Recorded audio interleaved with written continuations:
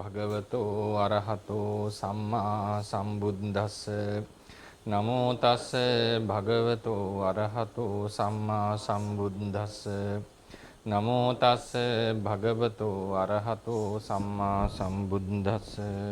ගෞරවනීය ස්වාමීන් වහන්සේට වරක් ප්‍රමුඛ මහා සංඝරත්නයන් අවසරයි. අද අපි තවත් අලුත් මාතෘකාවකට පිවිසෙනවා. ඒ තමයි වස්තු රූප කියලා කියන්නේ. වස්තු රූප. මේ වෙනකන් අපි කර්මජ රූප සම්බන්ධයෙන් ජීවිතේ කර්මජ රූප, කර්මජ සන්තති, කර්මජ කලාප ගැන කෙටියෙන් කතා කරලා ඊළඟට අපි කතා කරන්නට යෙදුනා ජීවිතේන්ද්‍රිය රූපය, ඊට පස්සේ භාව රූපය කියන දෙක සම්බන්ධව. අද අපි කතා කරන්න අලුත් පාඩමක් වස්තු රූපය කියන එක. වස්තු රූප කියලා කියන වස්තු රූප 6ක් තියෙනවා. ඒකෙන් අද අපි එකයි කතා කරන්නේ හෘදය වස්තු රූපය. සාමාන්‍යයෙන් අන්තිමට කතා කරන වස්තු රූපය මොකද ඒකත් මුලින් කතා කරනවා. මොකද ඒක යම් ක්‍රමයකට තමයි විස්තර කරන්න බලාපොරොත්තු වෙන්නේ. හෙට ඉඳලා අපිට චක්කු වස්තු ආදී වූ චක්කු ප්‍රසාද ආදී ගැන කතා කරන්නේ. වස්තු කියන එකේ තේරුම තමයි සාමාන්‍යයෙන් වස්තු කියලා කියන්නේ ආරාම වස්තු, විහාර වස්තු, ඝර වස්තු කියලා කියන්නේ ඉඩම නේ, භූමිය. යම් කිසි දෙයක් පිහිටලා තියෙන තැන තමයි වස්තුව කියලා කියන්නේ. සිත සම්බන්ධයෙන්ුත් වස්තුවක් තියෙනවා. සිත ඇසුරු කරන තැන, සිත හටගන්න තැන තමයි වස්තුව කියලා කියන්නේ. සිත හටගන්න තැන් 6ක් අපේ ධර්මයේ සඳහන් කරනවා. ඒවට කියනවා වස්තු රූප 6 කියලා. වස්තු රූප 6. මොනවද මේ 6? ඒ කියන්නේ සිත හැමතිස්සෙම නාම ධර්මයන් විසින් ඇසුරු කරනු ලබන රූපය වස්තු රූප කියලා කියනවා. සාමාන්‍යයෙන් අපි කියනවා දැන් මුළු කයම නාමයේ ඇසුරු කරනවා. ඒ කියන්නේ නාම රූප දෙක එකිනෙකට සම්බන්ධයි කියලා. නමුත් ඒකේ ගැඹුරට ගියාම කයෙත් මොන රූපේද ඇසුරු කරන්න කියලා. ඔහොම කෙලින්ම ඇසුරු කරන රූපය තමයි වස්තු රූපය. ඒකෙන් කියන්නේ අනිත් රූප වලින් සම්බන්ධයක් නැහැ කියලා. සම්බන්ධයක් තියෙනවා ලොකුවට. හොඳම උදාහරණයක් අපි ගෙනාවේ ථේරවාද ක්‍රමයේ හැටියට. බද්ධ පිට කිපුණම නේ උමුතු භාවයක් ඇති වෙනවා. හොඳ කරන්න බැරි උමුතු භාවයක්. විනය අටුවායි කියලා තියෙනවා.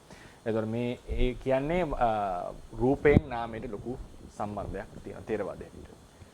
විද්‍යාත්මක ගත්තම මොලේනුත් ඒ සිතට ලොකු සම්බන්ධයක් තියෙනවා. එතකොට මේ කියන දෙපැත්තටම අන්‍යමන්‍ය සම්බන්ධයක් තියෙනවා. සිතෙන් රූපයට තියෙනවා පච්චාජාත ප්‍රත්‍ය ආදී ලෙස ලොකු ප්‍රත්‍ය ගොඩක් ප්‍රත්‍ය ගණනාවක් තියෙනවා. විශේෂයෙන් මුළු කායයටම ලැබෙන්නේ පච්චාජාත ප්‍රත්‍ය. ඒක අපි ඉදිරියේදී කතා කරයි. ඉතින් කෙලින්ම ඊට පස්සේ කොහොමද මේ සිත පවතින්නේ? මොකක් ඇසුරු කරන්ද පවතින්නේ කියලා එනකොට අපිට හම් වෙන්නේ රූප වර්ග 6ක්. රූප වර්ග 6ක්. ඒ රූප 6ට කියනවා වස්තු රූපය කියලා. වස්තු රූප 6. මොනවද මේ 6? චක්කු ප්‍රසාදය නැත්නම් චක්කු වස්තුව කිව්වත් කමක් නැහැ. චක්ෂු වස්තුව, චක්ෂුර් වස්තුව කිව්වත් කමක් නැහැ. චක්ෂු ප්‍රසාදය, ශ්‍රෝත ප්‍රසාදය, ගාහන ප්‍රසාදය මම පාලි වචනෙන් කියන්නේ. ඊට පස්සේ ජීවහා ප්‍රසාදය, කාය ප්‍රසාදය සහ හෘදය වස්තු රූපය. හදේ වස්තු වස්තු රූපය. මේ 6. එතකොට චක්කු ප්‍රසාදය කියලා කියන්නේ රූපාරම්මණයේ එක ගැටෙන රූපාරම්මණයට සංවේදී. අපි දැන් ඉගෙන ගත්ත රූපාරම්මණය. අපි ඔල්රෙඩි ඒ කියන්නේ ඉගෙනගෙන තියෙනවා. මොකද වර්ණ රූපය තමයි රූපාරම්මණය. සතර මහා ධාතු එකතු වෙන තැන හටගන්න ඇහැට සංවේදී රූපය. මොකද්ද මේ ඇහැ? වර්ණ රූපයට සංවේදී ඇහැ තමයි මේ වස්තු රූපය. ඒක ద్వාරයකුත් වෙනවා. මොකක්ද ద్వාරයක් වෙන්නේ? චිත්තචෛසිකයෝ එළියට යන්නේ මෙහා හරහා. එළියට යනවා කියන එකේ තේරුම එළිය දේවල් එක්ක සංවේදිනී වෙන්නේ. දැනගන්නේ මේව හරහා. එතකොට මේකම තමයි වර්ණ රූපයට ගැටෙන්නේ. වර්ණ රූපයට ගැටෙන, වර්ණ රූපයට සංවේදී වෙන, ඒ වගේම චක්ෂුර් විඥාණයට ඉපැත්මට ස්ථාන වෙන තැනට තමයි චක්ෂුර් වස්තුව කියලා කියන්නේ. චක්ෂුර් වස්තුව. ඒතකොට චක්ෂුර් වස්තුවේහි චක්ෂු විඥාන දෙකම උපදිනවා. චක්කු විඥාන දෙකක් තියෙනවා. අපි ඉදිරියේදී ඒක කතා කරනවා. මම හිතන්නේ අර කෙටි හැඳින්වීමක් කරපු පාඩමේදී අපි කතා කරන්නට යෙදුනා චක්ෂු විඥාන දෙකක්, කුසල විපාක, අකුසල විපාක මතක ඇති. අර චිත්තයිසික කෙටියෙන් හැඳින්වන එක පාඩම් මාලාවක නේද? ඒතර මේ දෙකම හටගන්නේ මේ චක්ෂුර් ප්‍රසාදේ. චක්ෂුර් ප්‍රසාද එකක් නෙවෙයි. හෙට මම ඒක කතා කරනවා චක්ෂුර් ප්‍රසාද කියන්නේ මොකක්ද කියලා. ඒක එකක් නෙවෙයි. ගොඩාක් තියෙනවා මේ හැ ඇතුළේ. දෙකේම තියෙනවා. ඉතින් ඒක තමයි රූපාරම්මණයක ගැටෙන්නේ, රූපාරම්මණ සංවේදී චක්ෂුර් විඥානේ හටගන්නේ ඒකේ. සෝත ප්‍රසාදය කියලා කියන්නේ ශබ්ද රූපයට සංවේදී සෝත විඥානේ හටගන්න තැන. ගාහන ප්‍රසාදය කියලා කියන්නේ ගන්ධ රූපයට සංවේදී ගාන විඥානේ හටගන්න තැන. ජීව ප්‍රසාදය කියලා කියන්නේ රස රූපයට සංවේදී රස රූපේ හටගන්න තැන. කාය ප්‍රසාදය කියලා කියන්නේ පොට්ටබ්බ රූපයට සංවේදී ඒ වගේම කාය විඥානේ හටගන්න තැන. හෘදේ වස්තු රූපය කියලා කියන්නේ හදේ වස්තු රූපය පංචවෝකාර භවෙහි මනෝ විඥානය හට ගන්න තැන. මනෝ විඥානය හට ගන්න තැන. තව ක්‍රමකින් කිව්වොත් අරූපාවචර විපාක සිත් 4යි. ඊට පස්සේ උඩින් දක්වපු චක්කු සෝත ගාන කියන දෙපස් විඥානයයි කියන 14 සිත් 14 අයින් කරාම ඔක්කොම 75ක් තියෙනවා. මේ 75 පංචවෝකාර භවෙහි හටගන්න තැන තමයි හදේ වස්තු රූපය කියලා කියන්නේ. ඒක හරියට කියන්න ඕනේ විදිහට හැම ඉතිරි සිත් සියල්ල හටගන්න තැන කියන්න හොඳ නැහැ. ඒ හටගන්නෙත් පංචවෝකාර භවය. ඒ කියන්නේ නාම රූප දෙකම තියෙන තැනක. ඒ වගේම අරූප රෝකයේ විතරක් හටගන්න 24ක් තියෙනවා. අරූප විපාක 4. ඒවා කවදාවත් වස්තුවක් ඇසුරු කරන්නේ නැහැ. ඒවා අවස්තුක සිත් කියලා කියනවා. ඒ නිසා ඒ සිත් 75 පංචවෝකාර කියලා කියන්නේ පංචස්කන්ධයම තියෙන බව. ස්කන්ධ 5ක් තියෙන බව තියෙනවා, ස්කන්ධ 4ක් තියෙන බව තියෙනවා, ස්කන්ධ 1ක් තියෙන බව තියෙනවා. 3ක් 2ක් තියෙන බව නැහැ. ස්කන්ධ 3ක් 2ක් තියෙන බව කියලා එකක් නැහැ. තියෙන එක්ක 5යි 4යි හෝ 1යි. ඒක දැන් පංචවෝකාර, චතුවෝකාර, ඒකවෝකාර කියලා දක්වලා තියෙනවා. එතකොට ඒකෙන් පංචවෝකාර භවයේ තමයි මේ වස්තු රූපයයි නාමය අතර සම්බන්ධය තියෙන්නේ. නාම රූප අතර සම්බන්ධය තියෙන්නේ. ඊට පස්සේ දක්වලා තියෙනවා ඒක සාමාන්‍යයෙන් ථේරවාදී මතයක්. අනුදීපනී මේක විස්තර කරනවා. හදේ වස්තුව රූපේ වස්තු රූප 6න් හදේ වස්තුව කියන එක සාර දෙයක්. අනිත් රූප වලට වඩා. ඒක සාමාන්‍යයෙන් කියලා තියෙන්නේ මෙහෙමයි අටුවාවේ. දුබ්බල රූපයක්. දැන් උදාහරණයක් දෙපස් විඥාණය වස්තු වශයෙන් දුර්වලයි, කෘත්‍ය වශයෙන් දුර්වලයි කියලා කියනවා. වස්තු වශයෙන් දුර්වලයි, කෘත්‍ය වශයෙන් දුර්වලයි. මොකක්ද ඒකේ කෘත්‍ය? ඒක අපි සිත් පාඩමේදී විශේෂයෙන් දීර්ඝව කතා කරන මොනවද මේ කෘත්‍ය කියලා. කෘත්‍ය 14ක් තියෙනවා සිතකට. සිත් වලට 14ක්. ඒ 14න් සමහර කෘත්‍ය හරි දුර්වල කෘත්‍ය. ප්‍රබල කෘත්‍ය කියන්නේ මොනවද? පටිසන්ධි කෘත්‍ය, භවාංග කෘත්‍ය, ජවන කෘත්‍ය, මත ප්‍රබල කෘත්‍ය. දුර්වල කෘත්‍ය තමයි දර්ශන, රූප දැකීම, ශබ්ද ඇසීම. ශබ්ද ඇසීම මාත්‍රේ, රූප දැකීම මාත්‍රේ මේ දුර්වල කෘත්‍ය. ඊට පස්සේ දුර්වල වස්තු කියලා කියනවා. දුර්වල වස්තු වෙන්නේ පංච ප්‍රසාදයේ දුර්වල වස්තු. දුර්වල වස්තු පංච ප්‍රසාදේ. ප්‍රබල වස්තුව තමයි හදේ වස්තුව. ප්‍රබල වස්තුව හදේ වස්තුව. හදේ වස්තුවත් යම් පමණකට දුර්වල වෙන අවස්ථා තියෙනවා. මරණාසන්නයේදී දුර්වලයි. හදේ වස්තුව. මරණාසන්නයේදී දුර්වලයි. ඊට පස්සේ පිරිහීගෙන යනකොට ඕන වස්තුවක් දුර්වල වෙනවා. හැබැයි ඒ දුර්වල භාවය නෙමෙයි මේ කියන්නේ. එකම වෙලාවේ උපන්න වස්තු රූප 6ක් ගත්තොත් මේ 6ෙහි සාර භව වැඩි කියලා කියනවා හදේ වස්තු රූපේ. ඒක උපමාව දීලා තියෙන්නේ හරියට රත්තරන් රිදී සහ පලිගු. රත්තරන් රිදී වල අර බර වැඩි, ඒවල නිකන් එසෙන්ස් එක වැඩි. පලිගු වල තියෙන දීප්තිය, ඒ කියන්නේ ඇතුලේ, ඒ කියන්නේ දිලිසෙන බව යම් තියෙනවා පලිගුවේ යම් හරයක්. නමුත් අරක ඊට වඩා වැඩි. පලිගුවේ තියෙන ප්‍රධානම දේ තමයි මේ අර ඔපයක් තියෙනවා. නේද? ඒක ඇතුලේ ආලෝකය යනවා, ඒ වගේ දෙයක්. ඉතින් ඒ නිසා මේ උපභව තමයි අනිත් ප්‍රසාද රූප වල තියෙන්නේ. හදේ වස්තුව කියන එක එහෙම දෙයක් නෙවෙයි, ඒක සාර දෙයක් කියලා හඳුන්වනවා. ඒක ප්‍රබල වස්තුවක් කියලා කියන්නේ. උපමාව දීලා තියෙන රත්තරන් සහ පලිඟු වලට. ඒක අනුදීපනීය තමයි හඳුන්වලා තියෙන්නේ. ඉතින් නමුත් අටුවාවල එන්නේ දුර්වල වස්තු 5, පංච ප්‍රසාද වස්තු, ප්‍රබල වස්තුව, ශක්තිමත් වස්තුව, හදේ වස්තුව. ඊට පස්සේ රේරුකාණේ චන්දවිමල ස්වාමීන් වහන්සේ එක පොතේ දක්වලා තියෙන මොකරි උන්වහන්සේගේ හේතුවක් නිසා තමයි දක්වන්නේ. ඒක 128 බලන්න. 128 අර අන්තිම හරියට වස්තු රූපය ප්‍රසාද රූපයක් ලෙස ගණන් නොගත්තද ඒද එක්තරා ආකාරයක ප්‍රසාදයක් බව රේරුකාණේ ස්වාමීන් වහන්සේ කියලා දෙනවා. ඒකත් එක්තරා ප්‍රසාදයක් ලෙස සැලකන්න කියලා කියනවා. මට හිතා ගන්න මොකද්ද මේ කියන්නේ කියලා. ඒ කියන්නේ අනුදීපනීයවත් කියලා නැහැ, ප්‍රසාදභාවයේ නැහැ කියලා වස්තු රූපේ. වස්තු රූපේ ප්‍රසාදභාවය අරගෙන නැහැ. කියන්නේ ප්‍රසාද මාත්‍රයේ පමණයි පංච විඥාන වල තියෙන්නේ, වරකේ නැහැ. අරකේ තරම් සාර භාවක් නැහැ කියන එකයි කියලා තියෙන්නේ. සාර භාවක් නැහැ කියන එක. ඒ නිසා උන්වහන්සේ එතන ප්‍රසාද භාවක් මේකේ තියෙනවා කියලා අදහස් කරනවා. මේ ප්‍රසාද භාව හැබැයි අර වෙන ඡායා වැටෙන බවක් නම් වෙන්න අමාරුයි. හිතා ගන්න අමාරුයි.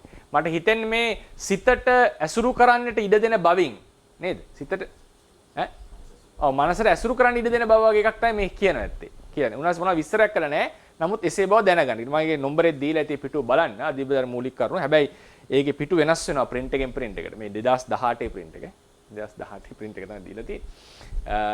ඒ වස්තු රූප හදේ වස්තුව කියන මාතෘකාවට ඒක ඇති. ඊට පස්සේ දැන් ඒක අපි දැන් මේකේ පිළිගත්ත මතය තමයි තේරවාදීන්ගේ හදේ වස්තුව ප්‍රබල වස්තුවක්, ඉතිරි පහ දුර්වලයි කියන එක. දැන් ඊළඟට අපි එන්නට ඕනේ ඇයි මේ වස්තු රූප අවශ්‍ය සිතට? අවශ්‍ය සිතට. ධර්මයේ පාඩයක් නේ අත්ත දුබ්බලා පරපච්චයතෝ ජායරේ පර ආරම්මනතෝ සමුට්ඨිතා ආරම්මන පච්චයේහිච පරදම්මේහි චිමේ පභාවිතා. මේවා වෙන වෙන ධර්ම නිසාමයි පවතින්නේ. තනියම පවතින්නට බෑ. සංකතා අත්ත දුබ්බලා. සොකීය වශයෙන් දුර්වලයි මේ සංකතය. නිර්වාණය හැර දුර්වල ධර්ම. දුර්වල කියන එකේ තේරුම අනිත් අය මත යැපෙනවා කියන එක. අනිත් අයතු පවතින්නට බෑ. පඨවි ධාතුව දුර්වලත්වයේ තමයි ඉතිරි ධාතුනේ උපකාරය නැතුව එයාට පවතින්නට බෑ. ආපෝ තේජොත් එහෙමයි. සිතේ දුර්වලත්වය මොකද්ද? සිතට තනියම හටගෙන පවතින්නට බෑ. දුර්වල භාවයේ කතා කරන්නේ තේරවාදයේ සංකතයන්ගේ දුර්වල භාවයේ කතා කරන එක ලක්ෂණයක් තමයි තනිව පවතින්නට බැරි බව. ඒක විදර්ශනාවට ඉතාම වැදගත්. තනිව පවතින්නට බෑ සංකත ධර්මයන්ට. ඒ නිසා මේවා අනාත්මයි. මේවා අසාර දේවල්, නිස්සාර දේවල් කියලා සලකනවා. ආත්මසාර, නිට්ටයසාර වලින් හිස්. ඒ වගේම දුර්වලයි. සිතේ තියෙන දුර්වල භාව කීපයක් තියෙනවා. සිතට තමන්ගේ කෘත්‍ය තනියම කරන්න බැරි බව ඒක දුර්වලකම. ඒ නිසා අනිවාර්යයෙන්ම චෛතසික ධර්ම කීපයක උපකාරය අවශ්‍යමයි. විශේෂයෙන් චේතනා වගේ එක උපකාරය නැත්නම් සිත හරිම දුර්වලයි. ඒ නිසා තමයි සර්වචිත්ත සාධාරණ හත කියලා එකක් හම්බ වෙන්නේ. අනිවාර්යෙන් හැම හිතකම තිබිය යුතුයි. සිතට තනියම තමන්ගේ කෘත්‍ය කරනු හැකි. ඊළඟ තමයි සිතට තනියම පවතින්නට හට ගන්නට බෑ. එයා හැමතිස්සෙම රූපයක් ඇසුරු කළ යුතුයි. අරූපීමේ වෙච්ච සිත අරූපී නිස්පෙස් වෙච්ච සිතට රූපයක ඇසුරකින් තොරව පැවතිය නොහැකි. රූපයක ඇසුරකින් තොරව පැවති. අපි කියනවා සිත අරූපී. නමුත් රූපයක් ඇසුරු කළ යුතුයි. මේක තමයි සිතේ දුර්වලභාවය. ඒක හිතන්න ගියම ටිකක් අමාරුයි. මොකද්ද මේ දුර්වලභාවයට හේතුව කියලා. නමුත් එහෙම තමයි ලෝකයේ ධර්මයේ දේ පවතින්නේ තේරවාදයේ ධර්මයේ හැටියට. ඔව් ඒක ප්‍රබල කරගන්න පුළුවන් අවස්ථාවක් තියෙනවා. අරූප ලෝකෙදී. ඔය ඒකට එන්නම් අපි. අරූප ලෝකෙදී ප්‍රබල කරගන්න පුළුවන් අවස්ථාවක් තියෙනවා. නමුත් ස්වභාවයෙන් සිත දුර්වලයි. සිතේ ස්වභාවය තමයි දුර්වලයි. අරක විශේෂ අවස්ථාවක් අරූප ලෝකෙදී. දැන් සෝවාන්ස කෙනෙක් කියව ප්‍රශ්නයක් හොඳ. අරූප ලෝකේ කොහොමද නම් තියෙන්නේ? මොකක්ද ඒකට හේතුව? ඒක විශේෂ අවස්ථාවක්. සාමාන්‍යයෙන් සිත දුර්වලයි. සිතට අවශ්‍යයි රූපේ උපකාරය. සිතට අවශ්‍යයි චෛතසික වල උපකාරය. එහෙම නැත්නම් සිතට පවතින්නට බෑ. සිත දුර්වලයි. අනිත් ඒවා දුර්වලයි. ඒතකොට සිතේ තියෙන දුර්වලභාවය මග හරව ගන්න එක ක්‍රමයක් තමයි ඔහු ඇසුරු කරනවා රූපයක්. අරූපීමේ වෙච්ච මේ ධර්මයේ රූපයක් ඇසුරු කරමින් තමයි ඒ බලවත්කම ඇති කරගන්නේ. නැතුව පවතින්නට බෑ. එයා ඇසුරු කරනවා රූපයක්. ඒ නිසා මේ දැන් බුදුරජාණන් වහන්සේගේ සූත්‍රයක් තියෙනවා. ඇත්තටම සාරිපුත්‍ර ස්වාමීන් වහන්සේ සූත්‍රය දේශනා කරන්නේ කොට්ටිත ස්වාමීන් වහන්සේ එක්ක තියෙන සාකච්ඡාව. කොට්ටිත. බුරුමේ එක චට්ටසංගන කියන්නේ කොට්ටික කියලා. අපි සාමාන්‍යයෙන් කියන්නේ කොට්ටිත කියලානේ. ඉතින් එතකොට ඒකේ තියෙන එකක් තමයි ඒක සූත්‍රය බලන්න නල කලාපී සූත්‍රය.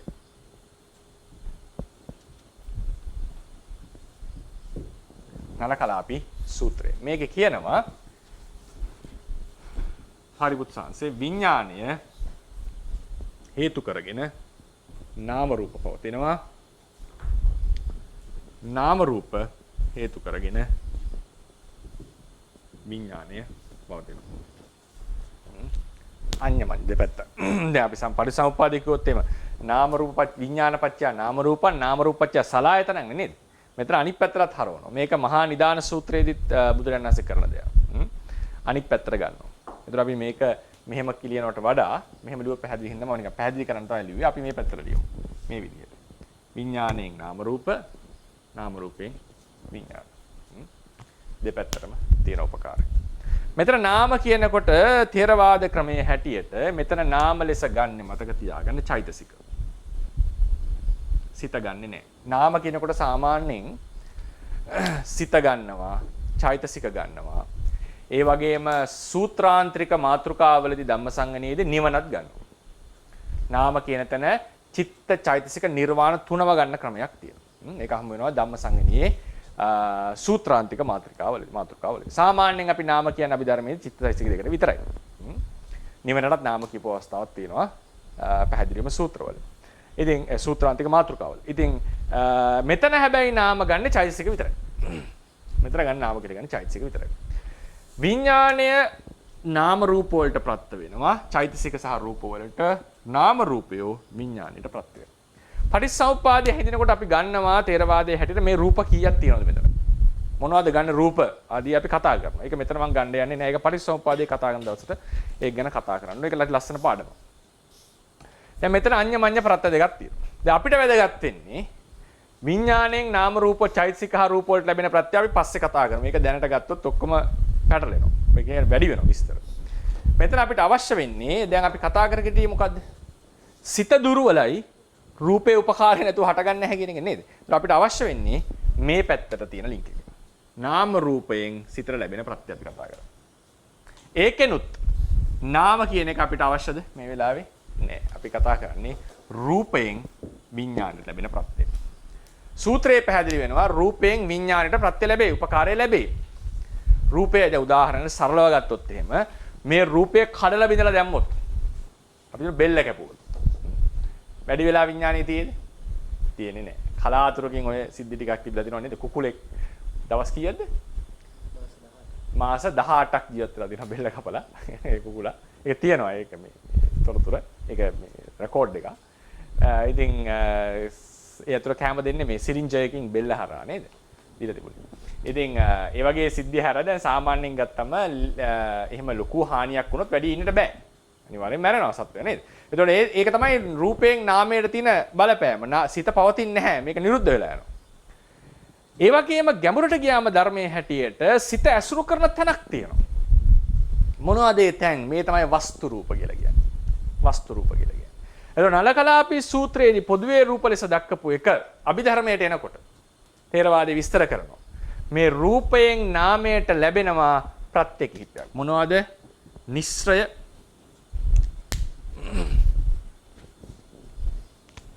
නිශ්‍රය ප්‍රත්‍ය, පුරේජාත, අත්ති, අවිගත ආදී වූ ප්‍රත්‍ය ටික. අත්ති අවිගත ආදී නිශ්‍රය පුරේජාත අත්ති අවිගත ආදී වූ ප්‍රත්‍ය කිහිපයක් ලැබෙනවා. හරිනේ. තවත් ඔක විශේෂත්ව වෙනවා සහජාත ලැබෙන අවස්ථා තියෙනවා. ඊට පස්සේ අත්ති අවිගත දෙක විස්තර කරන ක්‍රම තියෙනවා. එක අපි දැනට කියමු මේ තමයි ලැබෙන ප්‍රත්‍ය. මොකද්ද මේ රූපයෙන් නාමයට ලැබෙන ප්‍රත්‍ය ටික. ඒතර මම නාමය නෙවෙයි මෙතන අපි කතා කරන්නේ අත්තටම. රූපයෙන් අපිට කතා කරන්න ඕනේ. රූපයෙන් නාමයට විඥාණයට ලැබෙන විඥාණය කියනකොට හැම මතක තියාගන්න මෙතන මෙහෙම දැක්කුවට ප්‍රායෝගිකව ගත්තම චිත්තචෛතසික සියල්ලටම චිත්තචෛතසික සියල්ලම නාම ධර්මය හට ගන්න තැන. මේ සූත්‍රයේ හැටියට මේ කඩලා තියෙනවා මේ වෙන නාම රූප පවත්තිය පෙන්වන්න ඕන නිසා මෙතනින් පැහැදිලි වෙනවා රූපයෙන් නාමයට ලැබෙනවා ප්‍රත්‍ය. ඒක ධර්මයේ විස්තර කරන අභිධර්මයේදී නිශ්‍රේ පුරේජාත ආදී ප්‍රත්‍ය වෙන්නේ මේ වස්තු රූප වලින් තමයි මේක ලැබිලා තියෙන්නේ. වස්තු රූප වලින් තමයි මේක ලැබිලා තියෙන්නේ. මම මේ සූත්‍රයේ දීලා ඇති ඒක නිශ්‍රය. අතරම විශේෂයෙන්ම නිශ්‍රේ ප්‍රත්‍ය තමයි ලොකුම දායකත්වයේ පුරේජාත වලත් තියෙනවා. ඉතින් ඒක දෙවෙනි පිටුවේ ඇති සය්‍යතාපියාසෝ ද්වේ නල කලාපියෝ. ඒක උදාහරණය දෙන්නේ මේවා මොනවද? උණ දඬු දෙකක්. උණ දඬු දෙකක් එකිනෙකට බර කරලා පවත්වාගෙන ඉන්නවා. ඒතර උණ දඬු දෙක බැලන්ස් කරගන්නවා. හරිනේ? අටුවාවේ කියන ඇයි උණ දඬු උපමාව ගත්තේ? යකඩ කුරු දෙයක් ගත්තේ නැත්තේ? චිත්තචෛසිකයන්ගේ රූප නාම රූපයන්ගේ දුර්වල බව පෙන්වන්නට කියලා. නැත්නම් යකඩ කණු දෙයක් ගන්න දුර කියලා. ඒතර ඒ නිසා මේ දැන් පොළොවේ මේ දෙක තියලා තිබ්බම මේ දෙක එකිනෙක බැලන්ස් වෙනවා. බැලන්ස් වෙලා තියෙනවා. එකක් වැටිච්ච ගමන් සාරිපුත් සාංශ කියන අනිත් එක වැටෙනවා. බට මිටි දෙකක් නල කලාපි. බට දඬු බට මිටිනේ. කලාප.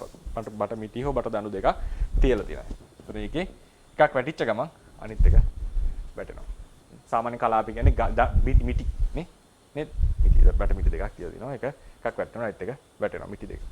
ඉතින් ඒ නිසා මේක මේ දෙක එකිනෙකට ප්‍රත්‍ය වෙනවා. අපිට දැන් වැදගත් වෙන්නේ රූපයෙන් නාමයට ලැබෙන ප්‍රත්‍ය මොකක්ද? තමයි සිත හට ගන්නට තැනක් ඕනේ. ඒ තමයි ඒක ලැබිලා තියෙන්නේ මේ වස්තු රූප වලින්. ඒ නිසා නලකලාපී සූත්‍රය වැදගත් වෙනවා මේ වස්තු රූපේ විස්තර කරන්නට ගැඹුරට ගිහලා. ඒ කියන්නේ ඒක සූත්‍රයෙන් පැහැදිලි වෙන්නේ නැහැ වස්තු රූපය අසුරු කරනවා කියන එක. අපිට ඒක හමු වෙන්නේ අභිධර්මයේදී ඒක විස්තර වෙනකොට. තේරවාදයට. ඊළඟට ඊට පස්සේ තවත් ඉතින් ওই චක්කුම් පටිච්ච රූපේච ආදී තැන් වෙනවා. ඒක අපි ඉදිරියේදී කතා කරමු. ඊළඟ 130 බලන්න. වස්තු රූප ඉපදීම ප්‍රතිසන්දදායක කර්මයෙන් කරන ඉතා වැදගත් කෘත්‍යයකි. මොකද්ද මේ කියන්නේ? වස්තු රූපයෙන් ප්‍රතිසන්දායක කරන වැදගත් කෘත්‍ය. මොකද්ද මේ කෘත්‍ය? අපි ඉස්සලා මේ කෘත්‍ය දෙවිධයකට විස්තර කරනවා. හදේ වස්තුවේදීත් ආයෙ මේක විස්තර කරනවා දැන්. ඊට කලින් අපි ඉස්සලා පෙරුම් ගමු මොකද්ද කියලා. දැන් සත්වයක් උපදින්නේ මොකක් නිසාද? ප්‍රධාන හේතු තුනයි. ආසන්නම හේතුව කර්මය. හැමතිස්සෙම කියන්නේ ප්‍රධාන හේතු තුනක් තියෙනවා. මොකක්ද තුන? අවිද්‍යාව, තෘෂ්ණාව, කර්මය. ඔබලා තේරවාද ඉස්සර කරන්නේ. සත්වයක් උපදින ප්‍රධානම හේතු තමයි අවිද්‍යාව, තෘෂ්ණා, කර්ම. නැත්තම් කියන්නේ ක්ලේශ කර්ම. එහෙම කොත් කමක් නැහැ. ක්ලේශ වලිනුත් නායකයෝ දෙන්න කවුද? වට්ට මූල දෙක කවුද? අවිද්‍යාවයි තෘෂ්ණාව. ඒ නිසා තමයි කියන්නේ අවිද්‍යාව, තෘෂ්ණා, කර්ම තමයි මේකේ ප්‍රධාන. උපාදාන සමහරට අපි අරගන්නවා. උපාදාන ගන්නවා දිට්ඨියත් වැදගත් නිසා. දිට්ඨියයි කාමතණ්හයි. නමුත් අපි කියන්නේ අවිද්‍යාව, තෘෂ්ණා, කර්ම තමයි ප්‍රධානම. ඒකෙන් හේතු ටික. ඒකෙන් ආසන්නම හේතුව කවුද? ආසන්න කර්මය. කර්මයෙන් තමයි විපාකී උපදාන. කර්මය තමයි බීජය. හරිනේ? මේ බීජය පැල කළ රෝපණය කරන්නේ තෘෂ්ණාව. ඒ තමයි රෝපකය, ගොවියා. ඒ සියලු දෙනාට මේ කරන්නට අවශ්‍ය පදනම සකස් කරපු પરම්පරාවේ මුල වශයෙන් પરම්පරාව යකට යනකොට හම්බෙන්නේ පොළොව වශයෙන් තියෙන අවිද්‍යාව. ගොවියෙක් බීජයක් වපුරලා පැල හදනවා නම් මේ පැල පංච උපාදානස්කන්ධයට සමාන කළොත් ඒ පංච උපාදානස්කන්ධයේ හටගත්ත බීජය තමයි කර්මය. ඒකේ රෝපණය කරපු කෙනා ලෙස ගන්නේ ගොවියා ලෙස ගන්නේ තෘෂ්ණාව. પરම්පරා සම්බන්ධය ගත්තම මුලට පේන්නේ අපිට පොළොවනේ ඔක්කොමටම පොළොව තිබිච්ච ඉඳන් මේ ඔක්කොම වෙලා තියෙන්නේ. අවිද්‍යාව තමයි මුලට රඳින්නේ. ඒ නිසා પરම්පරා දේශනාවේදී අවිද්‍යාවෙන් තමයි ගොඩක් වෙලාවට පටන් ගන්න තියෙන්නේ. කරපු කෙනා ගහකාරක දිට්ඨෝසි ගේ වඩුවා ඔබ දැක්කා කියන කෙනෙකුට කියන තෘෂ්ණාවට. තෘෂ්ණාවෙන් තමයි මේ ආසා කරලා ඒ දේවල් කිරීමේ කැමැත්ත එහෙම ඇතිලා තියෙන්නේ. භවය ප්‍රාර්ථනා කරලා තියෙන්නේ.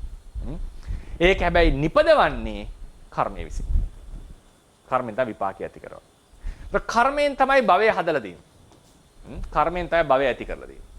දැන් බලන්න භවයක තියෙන මූලිකම අංග දෙක මොකක්ද? දැන් කර්මයෙන් ඇති වෙන හරි කර්මය අවශ්‍යයි කියලා අපි කියනවා. දැන් ඊට අමතරව දැන් බලන්න කර්මයෙන් ජීවිතයක් වෙන්නට තියෙන දැන් කර්මයේ තිබුණා කියලා ජීවිතයක් නෙවෙයිනේ ඒක. ඒක පරිපූර්ණ වෙන්නේ මොකද්ද අවශ්‍යම අංග දෙක? නාම රූප. මෙතන නාම කියන්නේ චිත්තචෛතසික දෙකටම. මේක චෛතසික විතර නෙවෙයි. නාම රූප දෙක අවශ්‍යයි. මෙතන නාම කියන්නේ චිත්තචෛතසික දෙකටම. මේක එක පටලවන්න හොඳ නැහැ. නාම රූප දෙක තමයි අත්‍යවශ්‍යම අංග දෙක. මේ දෙකනේ සත්‍යය කියලා කියන්නේ. නාම රූප දෙක එකතු වෙන්නේ සත්‍යය කියලා කියන්නේ. දැන් අත්‍යවශ්‍යම අංගයක් මේකෙන් නාමය සහ රූපය. ඒකිනුත් අපිට බොහෝ විට පේනවා නාමය තමයි ගොඩක්ම වැදගත් වගේ. නමුත් රූපේ නැතුව පවතින්නේ නැහැ. ඒ නිසා දෙකම අත්‍යවශ්‍යයි. දෙකම ඕනේ. අපි දැන් නාමයට විතරක් ફોકસ කරමුකෝ.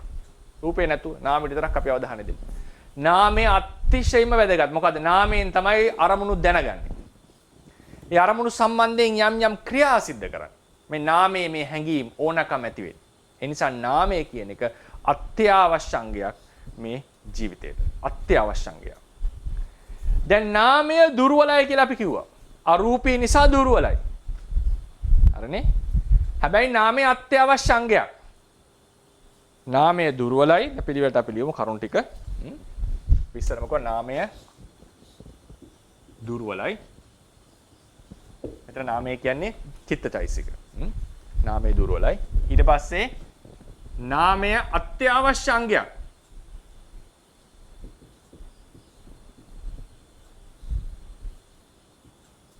ජීවිතේට අත්‍යවශ්‍ය අංගයක්. හරි ජීවිත අත්‍යවශ්‍ය ජීවිත අංගයක්. හරිනේ? ජීවිත අංගයක්. දැන් ජීවිතේ උපදවන්නේ කවුද? ආසන්නම හේතුව කර්මය. ජීවිතේ උපදවන්නේ කර්මය.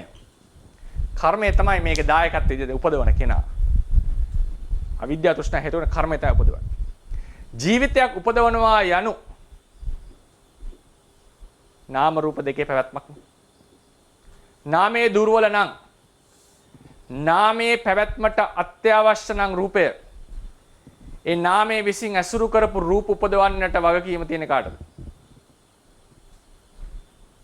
කර්මයට. කර්මයේ විසින් නම් ජීවිතේ උපදවන්නේ කර්මයේ විසින් ජීවිතය උපදවන්නේ ජීවිතය යනු නාම රූප දෙකේ පැවැත්ම නම් නාමයේ දුර්වලයි. නාමයේ පැවැත්මට යම් රූප ටිකක් අවශ්‍යයි අනිවාර්යයි. දුර්වලයේ තනියම හට ගන්න බෑ. තනියම පවතින්න බෑ. රූපයක් ඇසුරු කවුරු ඇසුරු කරන්නට ඕන. රූපය ඇසුරු කරන්නට ඕන.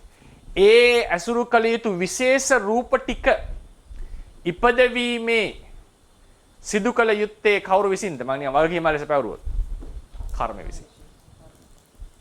නේද? නැත්තම් ඒ කර්මයේ ජීවිතය ඇති කරවන්නේ අපි දන්නවා ෆන්ඩමෙන්ටල් එක ලෙස. නාම රූප දෙක නැත්නම් ජීවිතයක් නෙවෙයි. හරි නාම රූප දෙක ජීවිතයක් නෙවෙයි. නාමයේ අනිවාර්ය අංගයක් තිබිය යුතුයි අපි අරූප ලෝක සත්‍ය බැහැර කරන්න. අනිවාර්ය අංගයක්. එතකොට නාමයට තනියම ඉන්නත් බෑ. එහෙනම් කර්මයේ විසින්ම මේක පවත්වනවා නම් එයාගේ පැවැත්මට අවශ්‍යතාවත් සපුරලා තියෙන්නට වෙනවා. නේද? නැත්නම් හරියට සපුරලා නැහැ නේ ජීවිතේ.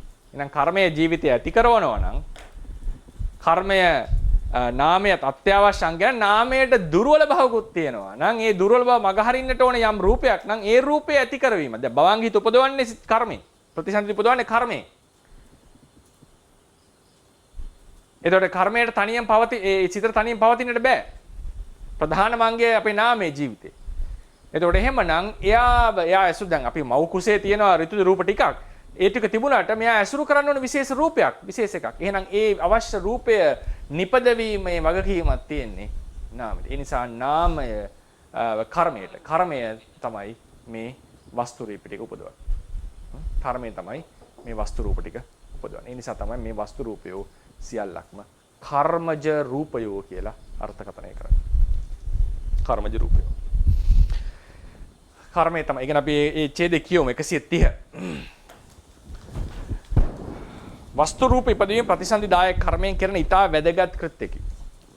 නාමය සහ රූපය යන සත්ව సంతානයකදී ප්‍රධානම කොටස් දෙකයි. එයින් අරමුණු දැන ගැනීම සිදුවන්නේද එසේ දැනගත් අරමුණු සම්බන්ධයෙන් ක්‍රියා කිරීමේ ඕනකම ඇතිවන්නේද නාම ධර්මවල. එබැවින් නාමය යන ජීවිතයකදී ප්‍රධානම අංගයකි. එලෙසටම ජීවිතයක් යන කර්මයක ප්‍රතිඵලයකි. කර්මයේ පහන් දැල්ල බඳු ජීවිතයක් ආරම්භ කරන අතර පහන් දැල්ලට උපමා කරොත් පහන් දැල්ලට තෙල් මෙන් ජීවිතයේ පැවැත්මට අවශ්‍ය ඉන්ධනය මෙන් ක්‍රියා කරන්නේ ප්‍රතිසන්දිදායක කර්මයයි. නේද? අපි කියනවානේ පහන් දැල්ල නිවෙන්න පුළුවන් ක්‍රම එකක් නේ ඉන්ධනේ නැතිවීම. ඉන්ධනේ නැති වෙනවා කියලා කියන්නේ මොනවද? කර්මය නැති වුණා වගේ. එබැවින් මේ ප්‍රතිසන්දිදායක කර්මයෙන් ජීවිතයේ ප්‍රධානම අංගයක් වන නාම ධර්මවල ඉපැත්මට සහ පැවැත්මට අවශ්‍ය රූප කොටසද උපදවනු ලැබේ. එනම් ප්‍රතිසන්දිදායක කර්මයෙන්ම වස්තු රූපද උපදවනු ලැබේ. මේක තමයි සාමාන්‍ය නිර්වචනය. මේකේ වැදගත් ලෙස මම එකක් දක්වලා තියෙනවා. දැන් බලන්න. මම කියන්නේ වස්තු රූප උපදීම කර්මජ රූප උපදීම ගැන වාද දෙකක් තියෙනවා කියලා. එකම ප්‍රතිසන්දායක කර්මෙන් සහ නානාය වලින්. මම කිව්වා දෙකම හරි වැදගත් දෙකම හරි ප්‍රබලයි කියලා. දෙකම හරි ප්‍රබලයි කියලා කියන්නේ. ඒක එකක්වත් බැහැර කරේ නැහැ නේ. මෙසේ වැදගත් එක බලන්න. මෙම විස්තරයේ සිදු කරනුයේ ප්‍රතිසන්දිදායක කර්මෙන් සියලුම කර්මජ රූප උපදවන බව ලබයි යන ආචාර්යවාදයේ පිහිටාය. නානා කර්ම වලින් එක් භවයේ කර්මජ රූප උපදවිය හැකියයි සලකන ආචාර්යවාදයට අනුව වුවද ගබ්බසෙය්‍යක සත්වයන්ගේ හෘදේ වස්තු රූප ඉපදවිය යුත්තේ ප්‍රතිසන්දිදායක කර්මයෙන්ම බව මේ අනුව හැඟේ. ඒ කියන්නේ මොන ක්‍රමයෙන් ගියත් ප්‍රතිසන්දි අවස්ථාවේ පහළ වෙන කර්මජ රූපය උපදවන්නට පේන්නේ අපිට ප්‍රතිසන්දිදායක කර්මයෙන්මයි. අර වෙන කර්ම වලින් උපදනවා කියන එක හැංගෙන්නේ පස්සේ හට ගන්නවන රූප ටික. නේද? ඒ පස්සේ හට ගන්න රූප වලින් තමයි ඉතිරි ටික චක්කුසෝත ආදී උපදවනවා නම් සුදුසුකම තියෙන්නේ ඒ ටිකට. ඒ නිසා මේක දැන් කෙනෙක්ට අහන්න පුළුවන් වස්තු රූප උපදවනවා කොහොමද දැන් කලින් කිව්වනේ නානා කර්ම වලින් උපදවන්න කියලා ඒ කන්ෆියුෂන් එක මගහරින්නයි මේ වැදගත් ලෙස තොරතුරු දීලා ඇත්තේ. දැන් මේ විදිහට ගත්තම වස්තු රූප සියල්ලම උපදවීමේ දායකත්වයේ තියෙන්නේ කර්මයේ සතුවයි. මොකද කර්මයෙන් තමයි ජීවිතයක් හටගෙන තියෙන්නේ. මේ ක්‍රමයෙන් හිතනකොට සියලු වස්තු රූප ප්‍රතිසන්දායක කර්මයෙන් ඉපදුවා කියන එකට සාධක තියෙනවා. නමුත් වෙන කර්ම වලින් උපස්තම්භනේ විමින් ගුණා කියන එකටත් ඒ කියන්නේ දායක ගුණා කියන එකත් නවත්තන්න බෑ. මොකද පුරාණ මතයක් තියෙනවා. පුරාණ ආචාර මතයක් තියෙනවා. පෞරාණික ආචාරවල කිව්වා කියනවා නානා කර්ම වලින් කර්මජ රූප උපදවන්න පුළුවන් කියලා. ඒ නිසා මේ දෙකම ටිකක් ප්‍රබල මත දෙකක්. ස්ථිර කරගන්න බැරි. ඒ නිසා තමයි දෙකෙන්ම අපි ඒ වෙලාවට තොරතුරු අරගෙන ඉදිරියට ගිහලා පස්සේ විශ්ලේෂණයක් කරමු. මොකටද වඩා සුදුසු තොරතුරු තියෙන්නේ කියලා. ඊට පස්සේ දැන් එනවා මේ වස්තු රූප 6 සම්බන්ධයෙන් කතා කරපු තොරතුරු. මම හිතනවා පැහැදිලි වෙන්නට ඇති. මේකේ අපි වැදගත් කරුණු ටික තමයි සිත තනියම පවතින්න බෑ. සිතට එයා හැමතිස්සෙම රූපයක් ඇසුරු කරන්නේ. මොකද එයා දුර්වල දෙයක්. ඒ රූපය ඇසුරු කරන රූප වලට කියනවා වස්තු රූප කියලා. ඒ වස්තු රූප ඉපදවීම සිද්ධ කරන්නේ කර්මයකින්. මොකද කර්මයක ප්‍රතිඵලයක් නම් ජීවිතය. ඒ ජීවිතයේ ප්‍රධාන අංගයක් වෙන නාමයට අවශ්‍ය ඉඩ සකස් කරලා තියෙන්නේ කර්මය මගින්මයි. නම්නේ මම හිතනවා පැහැදිලි වෙනවා. ඊට පස්සේ එනවා හෘදේ වස්තු රූපය කියලා විශේෂ මාතෘකාවට. හෘදේ වස්තු රූපය. පංචවෝකාර භවයේදී මනෝවිඤ්ඤාණය නිශ්චය කරන රූපය හෘදේ වස්තු රූපේ නම් වේ. දැන් මේක එකපාරින් මම කියලා දෙනවා. මනෝවිඤ්ඤාණය පංචවෝකාර භවයේදී. පංචවෝකාර භවයේ උපදින මනෝවිඤ්ඤාණ ටිකක් තියෙනවනේ. ඒතර අරූප ලෝකයේ උපදින විඤ්ඤාණ ටික අයින් කරලා තියෙනවා. හරිනේ? පංචවෝකාර භවයේ උපදින මනෝවිඤ්ඤාණය සියල්ලක්ම ඇසුරු කරන රූපය තමයි හදේ වස්තු රූපය. ඒක චක්කු සෝත ගාන දිවහා කාය විඤ්ඤාණ ඉවත් වෙලා. දැන් ඔන්න ප්‍රධානම කරුණක්. සත්වයකගේ හදේ වස්තු රූපය එම සත්වයාගේ ප්‍රතිසන්දිදායක කර්මයෙන්ම ඇති වෙන බව ඇති කරයි. ඒක තමයි ඒක සාමාන්‍යයෙන් අපි බින්දින්නේ නැහැ නානා කර්ම වලින් හදේ වස්තුවයි ප්‍රතිසන්දිහිතයි දෙකම හට ගන්නවා කියලා කියන්නේ නැහැ සාමාන්‍යයෙන්. ඉතින් ඒකින හදේ වස්තුව ප්‍රතිසන්දි අවස්ථාවේ හටගන්න කර්මජ රූප සියල්ලම ඒ ප්‍රතිසන්දිදායක කර්මයෙන්ම හටගත්තා කියන එක තමයි අපි සාමාන්‍යයෙන් විස්තර කරන්නේ. එතකොට දැන් අපි ඉදා කතා කරා මතකයි මාතෘකා කීපයක් කර්මජ රූප මේකට උපකාරය කරේ කවුද? මතකද? තෘෂ්ණාව. නානා තෘෂ්ණාවල් අනුව නානා කර්මජ රූප හටගෙන හැටි අපි කතා කරන්නේ. දැකීමේ ආසාව නිසා චක්කු ප්‍රසාදයට, ඇසීමේ ආසාව නිසා සෝත ප්‍රසාදයට ආදීට. ඒ තෘෂ්ණාවන් කතා කරපු ලිස්ට් එකේ දැන් හෑන්ඩ් අවුට් නැතුව ඒක කට්ටිය ගන්න. තෘෂ්ණාවන් කතා කරපු ලිස්ට් එකේ එකක් තිබුණා ජීවත් වීමේ ආසාව කියලා. කාමුක ආසාව තිබුණා, ස්ත්‍රී පුරුෂ ආසාවල් තිබුණා. අපි කතා කරා භාව රූපේ සම්බන්ධයෙන්. ජීවත් වීමේ ආසාව. මේක ජීවිතේන්ද්‍රියටත් වැදගත්. ඒකෙදි මම කතා කරේ නැහැ. අතන මේ කතා කරන අමතකත් වුණා. මේකෙදි අපි ආයෙ නැවත මතු කරනවා. ඒකට ඇප්ලයි කරගන්න දාන්න. ජීවත් වීමේ ආසාව කියලා එකක් තියෙනවා. මේ ජීවත් වීමේ ආසාවට සාමාන්‍යයෙන් කියන නම තමයි භව තෘෂ්ණාව. එහෙම නැත්නම් භව රාගය.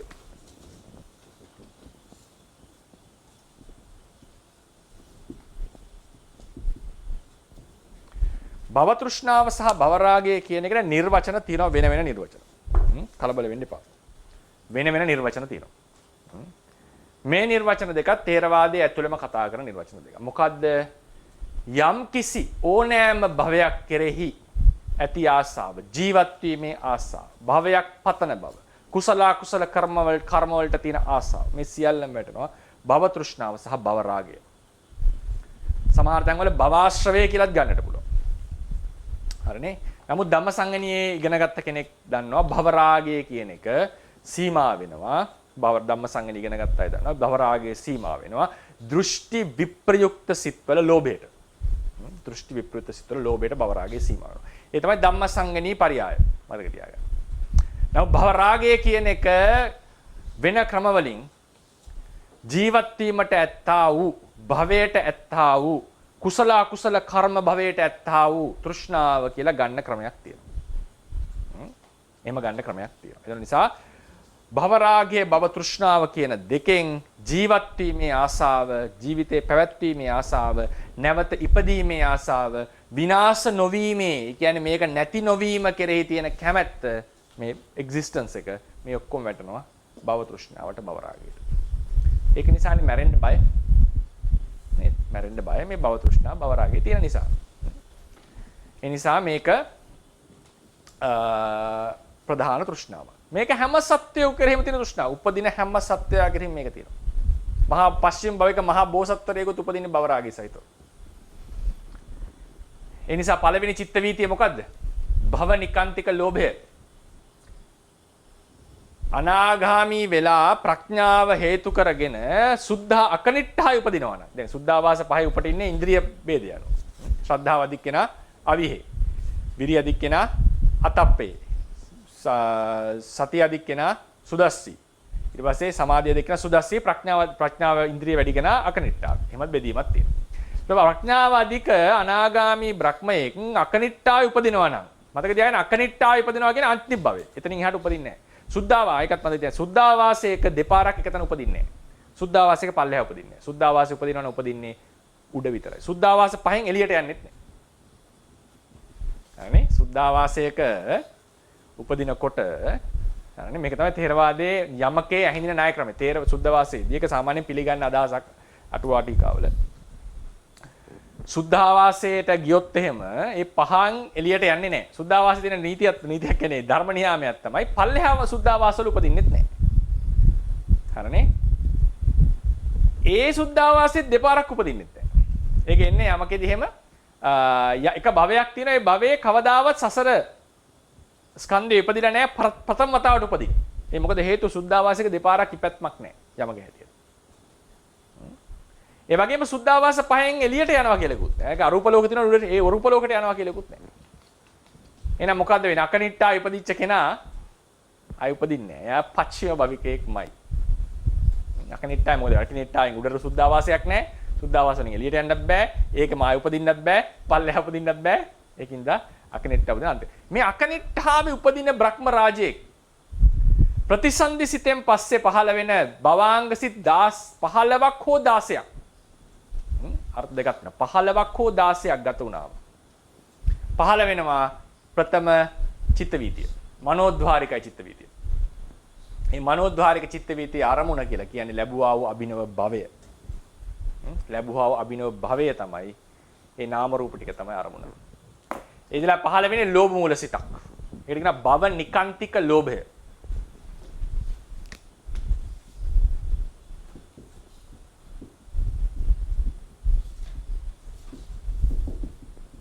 දැන් නිකන් සිංහලෙන් කිව්වොත් භව නිකාන්තිය. භව නිකාන්තික ලෝභය. ඒ කියන්නේ ඇලෙනවා කියන එක. ඇලීම. නිකාන්තිය කියලා කාන්තිය කියන මේ බබලීම නෙමෙයි මෙතන කියන්නේ. නිකාන්තිය කියලා කියන්නේ ඇලෙනවා කියන එක. භව නිකාන්තික ලෝභය.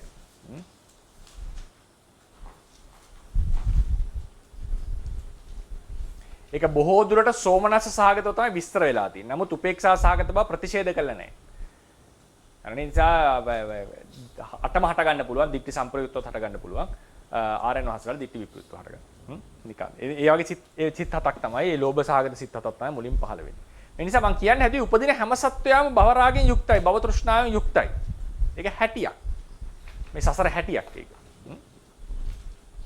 මොකද වෙන්නේ? ඊළඟ කරුණ තමයි දැන් අපි එදා කතා කරා අර දට්ටුකාම දැකීමේ ආසාව, ඇසීමේ ආසාව, රූපයක් දැරීමේ ආසාව, අරමුණු ගැනීමේ ආසාව නේද? අපි කතා කරානේ යම් විශේෂ කාම ආසාව.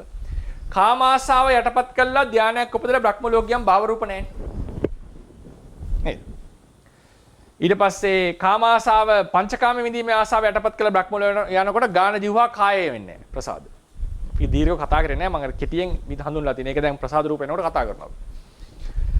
ඊට පස්සේ රූපයක් දැරීමේ ආසාව, රූපය සම්බන්ධයෙන් තියෙන ආසාව විස්කම්බණය කරලා ධානයක් උපදවලා ඒක විස්කම්බණය කරාම රූප විරාග භවනාවෙන් ඒ කියන්නේ චතුර්ථ ධානය අරූප ධානය ඉපදුවම ඒ භවයේ රූපයක් නැහැ. අරමුණු දැනගැනීමේ ආසාව පංචම ධානය උපදවලා අරමුණු දැනගැනීමේ ආසාව විස්කම්බණය කරාට පස්සේ ඒ ධානයෙන් උපදින භවයේ සිතක් නැහැ. අසඤ්ඤ සත්‍ය. එතකොට මේ කාම ආසාවල් මොනවද පංචකාමයේ විඳීමේ ආසාවල් රූපේ දැරීමේ ආසාවල් මේවා යටපත් කරත හැකි. විස්කම්බණය කරන්න පුළුවන්. ඔව්. ඒ කියන්නේ ඒ අසංසතේද?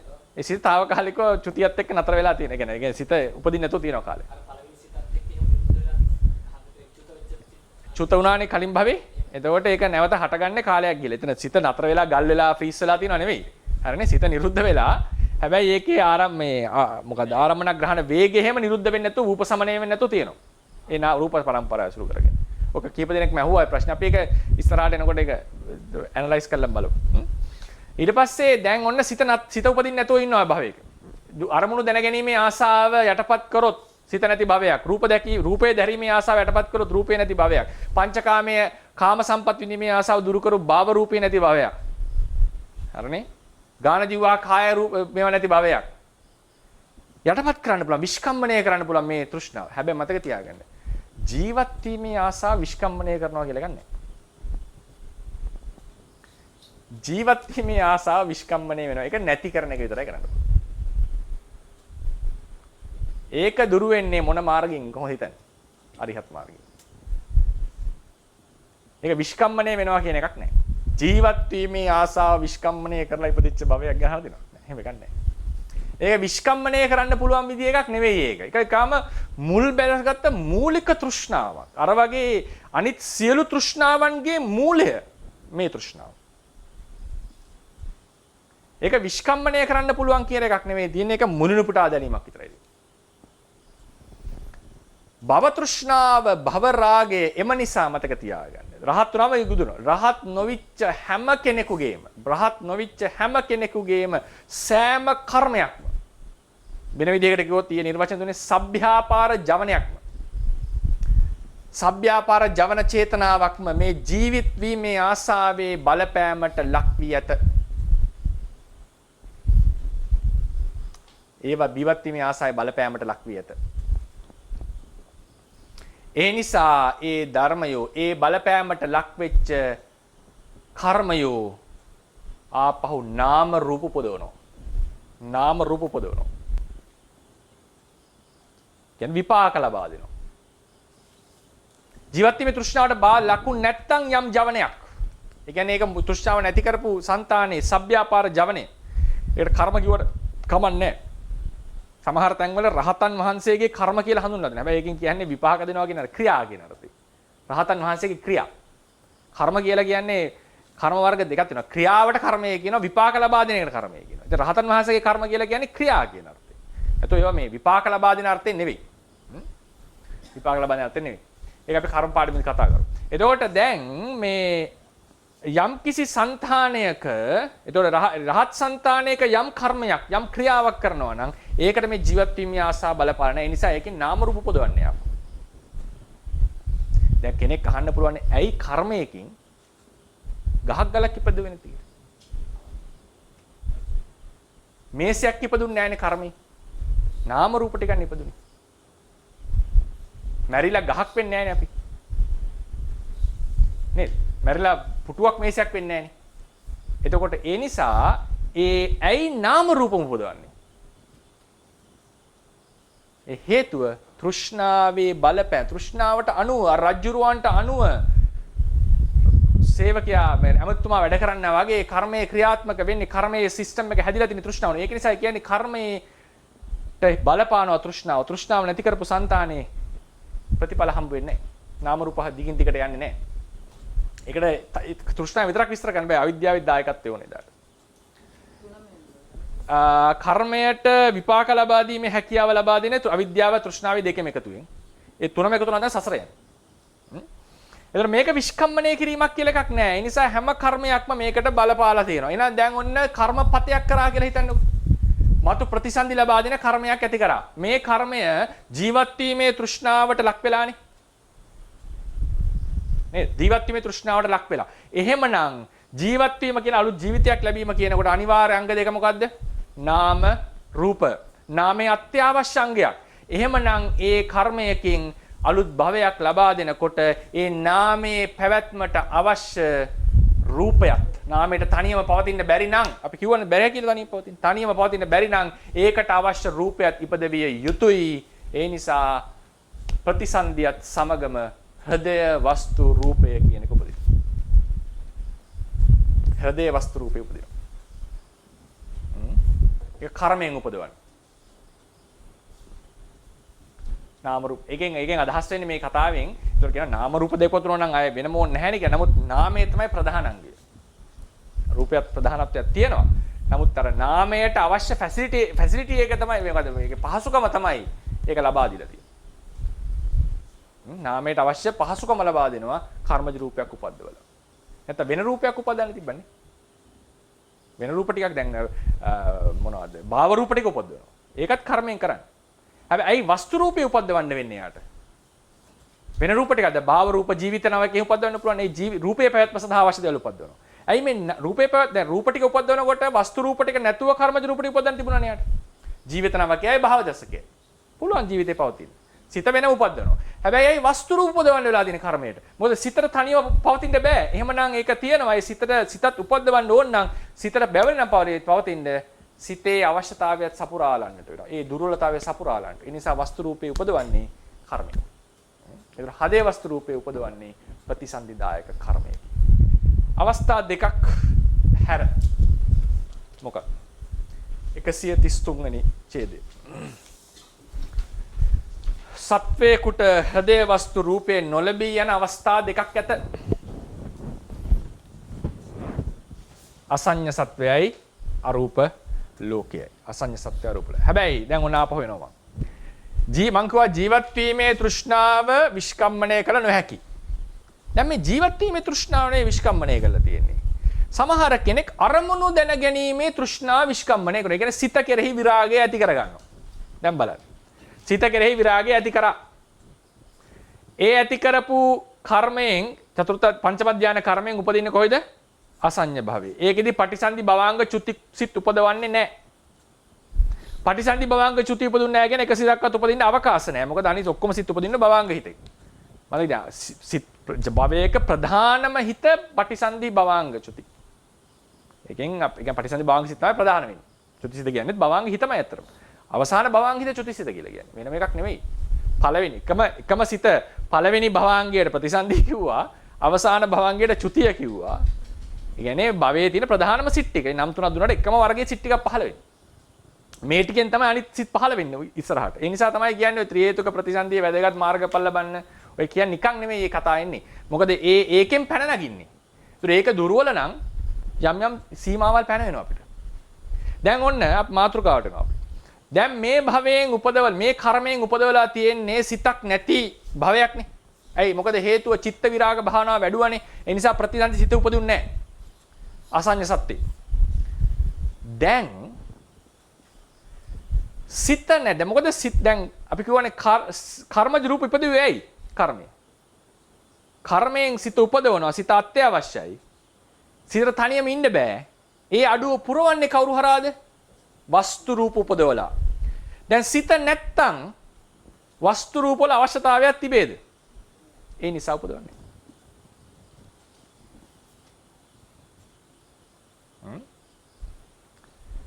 ඒ නිසා උපදවන්නේ. මේක තවත් විස්තර කරන්න. සාමාන්‍ය බ්‍රහ්මයට වස්තු රූප කීයක් පහළ වෙනවද? අපිත් ඒක දීර්ඝව කතා කරන්නේ නැහැ. මොකද දැන් අර කතා කරපු තොරතුරුන සමහර කෙනෙක් උත්තර දෙන්න පුළුවන්. තුනක් පහළ වෙනවා. මොනවද තුන? චක්කු, හරි. චක්කු, සෝත, හදය. හරි. හදය බොහොම හොඳයි. චක්කු, සෝත, හදය කියන වස්තු තුන. චක්කු සෝතාවේ දැකීමේ තෘෂ්ණාව, කාම තෘෂ්ණාව යටපත් කරා. නමුත් ධර්ම ශ්‍රවණයට, බුද්ධ දර්ශනය ආදියට සහ අපිට ගන්න පුළුවන් තව එකක් තමයි සමාන ජාතික බ්‍රහ්මයන් එක්ක දැකීමේ කතා කිරීමේ කැමැත්ත තියලා. බ්‍රහ්මයන් කෙරෙහි ඒ කියන්නේ අර මිත්‍ර ඒ වටිනාකම ඒ විවන් වලට පවා ආසාවක් තියෙනවා කියලා කියන්නේ. ඒ ආසාව කොහොමද වර්ග කරන්න යන්නේ කියලා අටුවා ටීකාවල වාදයක් තියෙනවා. විමන් වලට ඇති ආසාව, කප්රුක් වලට ඇති ආසාව, තමන්ගේ ඇඳුම් වලට ඇති ආසාව බ්‍රහ්මයන්ට හට ගන්නවා. තමන්ගේ රූපේ කෙරෙහි ආසාව. මොකද රහත් වෙච්චයි නෙමෙයි. ඒ ආසාව කොහොමද වර්ගීකරණය කරන්න කියලා අත්සාලනේ කතාවක් වෙනවා. ඒක පස්සේ අපි එන්නම්. ඒ නිසා බ්‍රහ්මයන්ට ආසාව තියෙනවා. ජීවත් වීමේ ආසාව තියෙනවා. ජීවත් වීම ආසාව තිබිච්ච නිසා සිත හටගන්න නිසා හදේ වස්තුව හටගත්තා. චක්කු සෝත දෙකත් වෙන වෙන හේතු මත හටගත්තා. හේතු මත හටගත්තා. දැන් අසඤ්ඤ සත්‍යයට යන කෙනාට ජීවත් වීමේ ආසාව නැති උනේ නැහැ. එයා අරමුණු දැන ගැනීමේ ආසාව යටපත් කරේ. හරිනේ? ඒ නිසා යාට ජීවිත නවකයේ පහළ වෙනවා. මොකද කය පවත්වන්න ඕනේ. කය දිගින් දිගට ජීවත් කරවන්න අවශ්‍යයි. ඒ නිසා කර්මයෙන් ඒ ඉන්ධනය ලබා දීලා තිනවා. ජීවිත නවකයේ ලබා දීලා තිනවා. ඇයි වස්තු රූප ටික නුපදුනේ? ඇයි හදේ වස්තු උපදින්න තිබුණානේ? අනිත් බ්‍රහ්මයන්ට වගේ. සිත නැති නිසා ඉන්නේ. ඒක අවශ්‍යතාවයක් නෑ. එහෙනම් අපිට උපකල්පනය කරන්න පුළුවන්. ඇයි වස්තු රූප උපදවලා තියෙන්නේ? සිත උපදවනවා නම් සිතට තනියම පවතින්න බැරි නම් ඒ අඩුව පුරවන්නයි වස්තු රූපේ උපදවලා තියෙන්නේ. පැහැදිලි නේද? සිතේ අඩුව ඒ නොහැකියාව සම්පූර්ණ කරන්නේ මේ වස්තු රූපේ. ඒ නිසා හදේ වස්තුවත් උපදින නැත්නම් කෙනෙක් හරි ඉතින් හදේ වස්තුව තිබ්බට ප්‍රශ්නයක් නැහැ නේ සෝනදී. බාඩුවක් නැහැ නේ වැඩිපුර තිබ්බා කියලා. නේද? ප්‍රශ්නයක් අහන්න බලන්න. ඉතින් අනිත් තැන් වල උපදවනවා නම් ඇයි මෙතන ඉපදුවේ නැත්තේ? ඒක අවශ්‍යද? ඒතොර එහෙනම් ඒකයි මම කීප තරක් කිව්වා නේද? මේ බුදුදහමේ තියෙන doctrine of necessity. ඉංග්‍රීසි වලින් කියන්නේ. මෙය විය යුතු නිසා මෙහෙම වෙලා තියෙනවා. මෙහෙම වුන් නැත්තම් ඒක හරි නෑ. ඒ නිසායි මෙහෙම වෙන්නේ කියලා අපි විස්තර කරන්නේ ධර්මයේ. doctrine of necessity. ඒ නිසා ඒකනුත් පැහැදිලි වෙනවා වස්තු රූප උපදවන්නේ කර්මයෙන් කියන එක. ඊළඟ අවස්ථාව සමහර කෙනෙක් ජීවත් වීමේ ආසාව නැති කරේ නෑ රූපය කෙරෙහි ආසාව දුරු කළා. සිත කෙරෙහි නෙවෙයි රූපය කෙරෙහි ආසාව දුරු කළා. ඒ අවස්ථාවේදී රූප කයක්ම නෑ. ඒ නිසා වස්තු රූප ප්‍රසාද රූප මේ සියල්ලම රූප කොටසටනේ අයිති. මෙයා දුරු කරන්නේ මේ සියල්ල කෙරෙහි ආසාව. ඒ නිසා ඒ භවයේදී කිසිදු රූපයක් හටගන්නේ නෑ. හැබැයි ඒ සිත විශේෂයි. සෝනසෙහු ප්‍රශ්න තමයි. සිත විශේෂයි. ඒක ප්‍රබල සමාධියක් නිසා හටගත් අලුත් භවයක්. ආනෙන්ජ සමාධියක් කියලා කියන නොසෙල්වෙන සමාධිය ප්‍රබලයි. ඔය ලස්සන උපමාවක් දෙනවා රිරුකාණි ස්වාමීන් වහන්සේ. ඒක මට තාම හොයාගන්න බැරුණා මොන පොතේ තියෙන කියලා. මේ මැටි ස්වභාවයෙන් වතුරේ දිය වෙනවා. මැටි සාමාන්‍ය ස්වභාවයෙන් වතුරේ දිය වෙනවා. හැබැයි මේ මැට්ටම රත් කරලා පුච්චලා වළඳ හැදුවම ඒ දාපු වළඳ වතුරේ දිය වෙන්නේ නැහැ. ඒ වගේ සාමාන්‍ය මට්ටමේදී වස්තු රූපයක් අනිවාර්යෙන් ඇසුරු කර යුතු දුර්වල වූ අරූපී සිත අරතරම් ප්‍රබල සමාධියකට පත් කරලා ඒන් ලැබුවා භවයේදී ඒ සමාධියේ බලය ඒ කර්මයේ ශක්තිය නිසා වස්තු රූපයකින් තොරව පැවතීමේ හැකියාවක් ඇත. ඒ කරලා තියෙන්නේ සිත බලවත් කරලා. දැන් අතන උනේ සිත සාමාන්‍යයි වස්තුවක් ගැන උපකාර කරපු කෙනේ මේ කරේ රූප කෙරේ ආසාව නැති කරලා සිත හැබැයි ආසාව නැති කරපුවා හරින්නේ සිත බලවත් වෙලා ප්‍රබල සමාධියකටපත් වෙලා ඒ සමාධි කර්මයෙන් බලයෙන් සිතට පුළුවන් වෙනවා බලවත් තනියෙන් පවතින. ඒ නිසා මූලික સિદ્ધාන්ත බිඳලා නැහැ තාම එකක්වත්. මූලික સિદ્ધාන්ත බිඳිලා නැත. ඊට පස්සේ අපි දැන් ඉවර කරන්න දැන් වෙලාවත් හරි. කරුණු ටිකක් එනවා. ත්‍රිපිට ඊට පස්සේ හදේ වස්තුව. මතක තියාගන්න කරුණ හදේ වස්තුව කියන නාමයෙන් ත්‍රිපිටක පාළියේහි කොහෙවත් රූපයක් හඳුන්වලා නැහැ. හදේ වස්තු කියන නාමයෙන් නැහැ. කොටින්ම කිව්වොත් ධම්මසංගණී ප්‍රකරණයෙහි හදේ වස්තු රූපය කතා කරලා නැහැ. රූප 27යි ධම්මසංගණී තියෙන්නේ. ඒකට හේතුවක් ලෙස කියනවා. මොකද්ද මේ සීලක්ඛන්ධ වර්ග අභිනව ටීකාව කියන දේශනා භේදේ ආරක්ෂා කිරීමට මේක වදාළේ නැත්තේ කියලා. දේශනා භේදේ. දේශනා භේදේ කියලා කියන්නේ ඒක ටිකක් දිග කතාවක්. අපි කියන්නේ අනිත් ප්‍රසාද රූප එක්ක සමාන පැවතුම් නැති නිසා ඒක ප්‍රකාශ නොකර හැදියා කියලා කියනවා. ඒක මොකද එහෙම ප්‍රකාශ කරා නම් අර මාත්‍රිකාවලදී දුක වගේ ඒවා විස්තර කරනකොට රූපය විස්තර කරනකොට පොඩි පොඩි ප්‍රශ්න එන්න. ඒ කියන්නේ අපහසුතාවක් එන්න පුළුවන් කියන එක ආචාර්ය අදහස. ඇයි ඒක දේශනා නොකරේ? හදේ වස්තු රූපයට සම්බන්ධ තොරතුරු අපිට ත්‍රිපිටකයෙන් ලැබෙන්නේ ප ဋ ාණි. හැබැයි ඒකත් කෙලින්ම නමින් නෙවෙයි වත්තු රූප කියන වචනේ. වත්තුන් කියලා ලැබෙන්නේ. වත්තුන් කියලා වචනෙන් ලැබෙන්නේ. ඒ වගේම යම් රූපයක් ඇසුරු කරගෙන මනෝ ධාතුවත් මනෝ විඥාන ධාතුවත් පවතීද ඒ රූපය කියන එකෙන් තමයි හදේ වස්තු කියන එක හමු වෙලා තියෙන්නේ. එතකොට ඒ ප ဋ ාණේදී තමයි අපිට හදේ වස්තුව සාමාන්‍යයෙන් හමු වෙන්නේ. ඒ නිසා මේක ධම්මසංගණියේ කෙලින්ම දේශනා කරේ නැහැ. ඒක අදහස් කරලා තියෙන්නේ මොනවද? දේශනා භේදය ආරක්ෂා කිරීමට. මේ සීලක්ඛන්ධ අභිනව ටීකාව කියලා කියන්නේ බුරුම රටේ ලියවිච්ච ටීකාව. ඒ නිසා ඒකේ උන්වහන්සේලා අදහස් කරනවා මේ වගේ ඒකේ ණය ක්‍රම තියෙනවනේ නානා.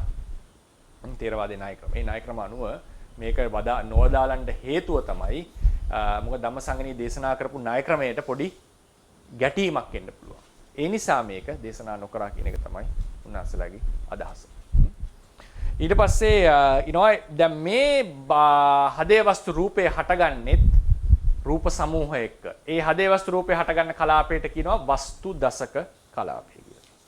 හරිනේ ඒකේ තියෙනවා පඨවි ආපෝ තේජෝ වායෝ වර්ණ ගන්ධ රස ඕජා ජීවිතේන්ද්‍රිය සහ හදේ වස්තු. අවිනිම්බෝගාටයි ජීවිතේන්ද්‍රිය හදේ වස්තු. ඊට පස්සේ ඒ වාගේ પરම්පරාවට කියනවා වස්තු සන්තතිය කියලා. වස්තු සන්තතිය. තේරවාදයේ හැටියට ඊට පස්සේ මතක තියාගන්න රූපයේ ඒ හදේ වස්තු රූපය නැත්නම් වස්තු රූපය පිහිටපු තැනකුත් අභිධර්මයේ පැහැදිලිවම කියලා නැහැ. තේරවාද සම්ප්‍රදායේ පිළිගන්න අදහස තමයි මේක පවතින්නේ හෘදය කෝෂය ඇතුලේ. මාංශ හෘදය ඇතුලේ. විසුද්ධි මාර්ගයේ සහ ටීකා වෙන තොරතුරු අනුව පැහැදිලි කරනවා මේක තියෙන අඩපතක් පමණ ලයක් අසුරු කරගෙන හදේ වස්තු ඇතුලේ පවතිනවා. නමුත් අපි දන්නවා හදේ වස්තු එළියට එනවා හැමතිස්සෙම පම්ප වෙනවා. ඒ පම්ප වීමෙන් එළියට එමෙදී ඒ රුධිරයත් එක්ක එළියට එන්නේ නැතුව එතනම පවතිනවා කියලා කියනවා. එතනම පවතිනවා. නිතරම එන එළියට අසුරු කරගෙන එයා එතනම පවතිනවා. ඊට පස්සේ ඊළඟ වැදගත් කරුණ තමයි මනුෂ්‍ය සහ තිරස්චාන ශරීරවල අනිවාර්යයෙන්ම හදේ වස්තු රූපයේ ඇතුලේ හෘදය කෝෂය මතකද හෘදය කෝෂය මාංශ හෘදයයි හදේ වස්තු රූපයයි කියන එක දෙකක්. මාංශ හෘදයයි හදේ වස්තු රූපයයි කියන එක දෙකක්. ඒතර අනිවාර්යයෙන්ම මාංශ හෘදය ඇතුලේ හදේ වස්තුව තියෙන්න ඕනෙම කියලා නියමයක් නැහැ. ඒකට හේතුව මොකද්ද? අපි දන්නවා ගබ්බසෙය්‍යක සත්වයන්ට හදේ වස්තුව හටගන්න සති ගාණක් යනවා. නේ සති කීයක් යනවද? 7ක් විතර. නේ හදේ වස්තුව හටගන්න. හાર્ට් එක හටගන්න සති ගාණක් යනවා. මොකද කලලේ මොන හදේ වස්තුව නැහැ මේ බිඳුවක් පොඩි තැනක් නේ කලලයක් කියලා කියන්නේ. නේද? හදේ වස්තුවක් නේ. ඒ කියන්නේ හදේ කෝෂයක් නැහැ. මාංශ හෘදයක් නැහැ. හැබැයි ධර්මයේ හැටියට පටිසන්ධි අවස්ථාවේ පටන්ම හදේ වස්තු රූපේ තියෙනවා. ඒ නිසා මාංශ හදේ ඇතුලේ අනිවාර්යෙන් තිබිය යුතුයි කියලා නෑ. හැදුනට පස්සේ ඒක ඇතුලේ තියෙන්නේ. හැදුනට පස්සේ ඒක ඇතුලේ තියෙන්නේ. ඒ තියෙන තැනම හදේ මේ කෝෂය හැදෙනවා වෙන්න ඇති. හරිනේ? ඒක අනිවාර්ය එකක් නෙවෙයි. ඒ නිසා තමයි තේරවාදයේ හැටියට හાર્ට් ට්‍රාන්ස්ප්ලාන්ට් එකක් කරත් හදේ වස්තුවට යම් තැනක පවතින්නට පුළුවන්. අලුත් හાર્ට් එකක් දැම්මත් එතකොට ඒක ඊට පස්සේ එතන හට ගන්නවා. කර්මයේ තියෙනවා නම් අවශ්‍ය කන්ඩිෂන්ස් ටික සකස් කරලා තියෙනවා නම් සිත හටගෙන පවතිනවා කොහේ හරි තැනක ශරීරේ. අලුත් හાર્ට් එකක් දැම්මම ඒක ඇතුලේ හට ගන්නට පටන් ගන්නවා. එහෙම තමයි තේරවාදයෙන් අපිට විස්තර කරන්න වෙන්නේ ඒක. කොහේ හරි රුධිරයක් ඇසුරු කරන් පවතිනවා. කොහේ හරි තැනක කියලා කියන්නේ යම් කිසි ඔපරේෂන් එක කරන අතරතුර. එතකොට මොකද හේතුව හදේ වස්තුව ඇතුලේ තිබීම අනිවාර්ය අංගයක් නෙවෙයි. හදේ වස්තුව නැතුවත් හදේ වස්තු රූපයට පවතින්නට හැකියාව තිබිලා තියෙනවා. පවතින්න හැකියාව තිබිලා තියෙනවා. සාමාන්‍යයෙන් ඒක රුධිරය ඇසුරු කරන් පවතිනවා. හැදුනට පස්සේ ඒක තමයි සඳහන් කරලා තියෙන්නේ. ඊට පස්සේ ඒක මම පෞද්ගලිකව හින්න අදහස. ඒ කියන්නේ පෞද්ගලික වෙන අදහසක් කියලා කියන්නේ මේ හાર્ට් ට්‍රාන්ස්ප්ලාන්ට් එක සම්බන්ධයෙන් මෙහෙම තමයි විස්තර වෙනවා නම් වෙන්නේ කියන්නේ. ඊට පස්සේ මම අවසාන වශයෙන් මිලින්ද ප්‍රශ්නෙහි සහ අටුවාවල මාංශ හදයටත් හදේ වත්තු කියපු තැන තියෙනවා. හදේ වත්තු කියනකොට සමහර තැන් දැන් දෙතිස් කුණපේ වක්කම් හදයන් කියන තැන කියනවා ඒක හදේ වස්තුවට කිව්වේ කියලා. මම ඒක රෙෆරන්ස් එක දීලා ඇති. මෙතන හදේ වස්තු. ඒ කියන්නේ හදේ වත්තු කියලා එතන ගන්නේ මාංශ හෘදයට. ඒ නිසා හදේ වත්තු කියන තැන හදේ වත්තු රූපයත් ගැන කතා කරලා තියෙනවා. සමහර තැන්වල මාංශ හෘදය ගැන කතා කරලා තියෙනවා. ඒ නිසා ඒ දෙක අපි බේර ගන්නට ඕනේ. මේ කියන්නේ හાર્ට් එක නෙවෙයි හાર્ට් එක ඇතුලේ තියෙනවා කියන තරස්යු රූපයක්. ඒ ඇසුරු කරගෙන තමයි සිත පහළ වෙන්නේ රුධිරයත් එක්ක එළියට එන්නේ කියන එකයි තේරවාදීන්ගේ අදහස. ඒ නිසා අපි පාඩම ආවර කරනවා. අපි කතා කරාද වස්තු රූප සම්බන්ධයෙන් වස්තු රූප උපදවීමට ප්‍රතිසන්දිදායක කර්මයෙන් ඇති දායකත්වය. ඊට පස්සේ ඇයි වස්තුරුවක් ඇසුරු කළ යුත්තේ සිත. එතකොට ඒක නිසා ඇයි ප්‍රතිසන්දිදායක කර්මයෙන් ඒක ඉපදවිය යුත්තේ. ඊළඟ හදේ වස්තු රූපය අරගෙන ඒ හදේ වස්තු රූප උපදවන්නට ප්‍රධානම තෘෂ්ණාව බලපාන තෘෂ්ණාව මොකද්ද? ඒ තෘෂ්ණාව යටපත් කරනු හැකි බව සහ ඒ තෘෂ්ණාව නිසා ඒ බවල හදේ වස්තු රූපේ හටගන්න හැටි සහ තවත් වෙන වෙන තෘෂ්ණාවන් යටපත් කරනකොට හදේ වස්තු රූපයේ සමහර තැනකදී අසංසත්වයේදී අවශ්‍යතාවයක් නැති නිසා නූපදින හැටිත් අරූප ලෝකයේදී සියලු රූපයේ කෙරෙහි ආසාව දුරු කරපු නිසා හෘදේ වස්තු හට නොගන්න හැටිත් අපි කතා කරා. අවසානයේදී ත්‍රිපිටකයේ හැටියට හදේ වස්තු කොයි තැන්වලද කතා කරලා තියෙන්නේ මොන වචන වලින්ද ඒ ගැන කතා කරලා තියෙන්නේ සහ එහි ලොකේෂන් එක ඒ පිටලා තියෙන්නේ කවර තැනද කියන එක තේරවාදී මතයට අනුව අපි කතා කරා. ඒ නිසා මේක තමයි අද පාඩම. මේකෙන් වැදගත් වෙන අවසානම කියන්නේ වැදගත් කරුණ තමයි මේ හදේ විපස්සනා වඩනකොට සිත ඇසුරු කරන රූපය කියන එක අපි තේරුම් ගන්නකොට මේ හදේ වස්තු රූපය අපි වටහා ගන්නවා. ප්‍රයෝග වස්තුව වටහා ගන්නවා.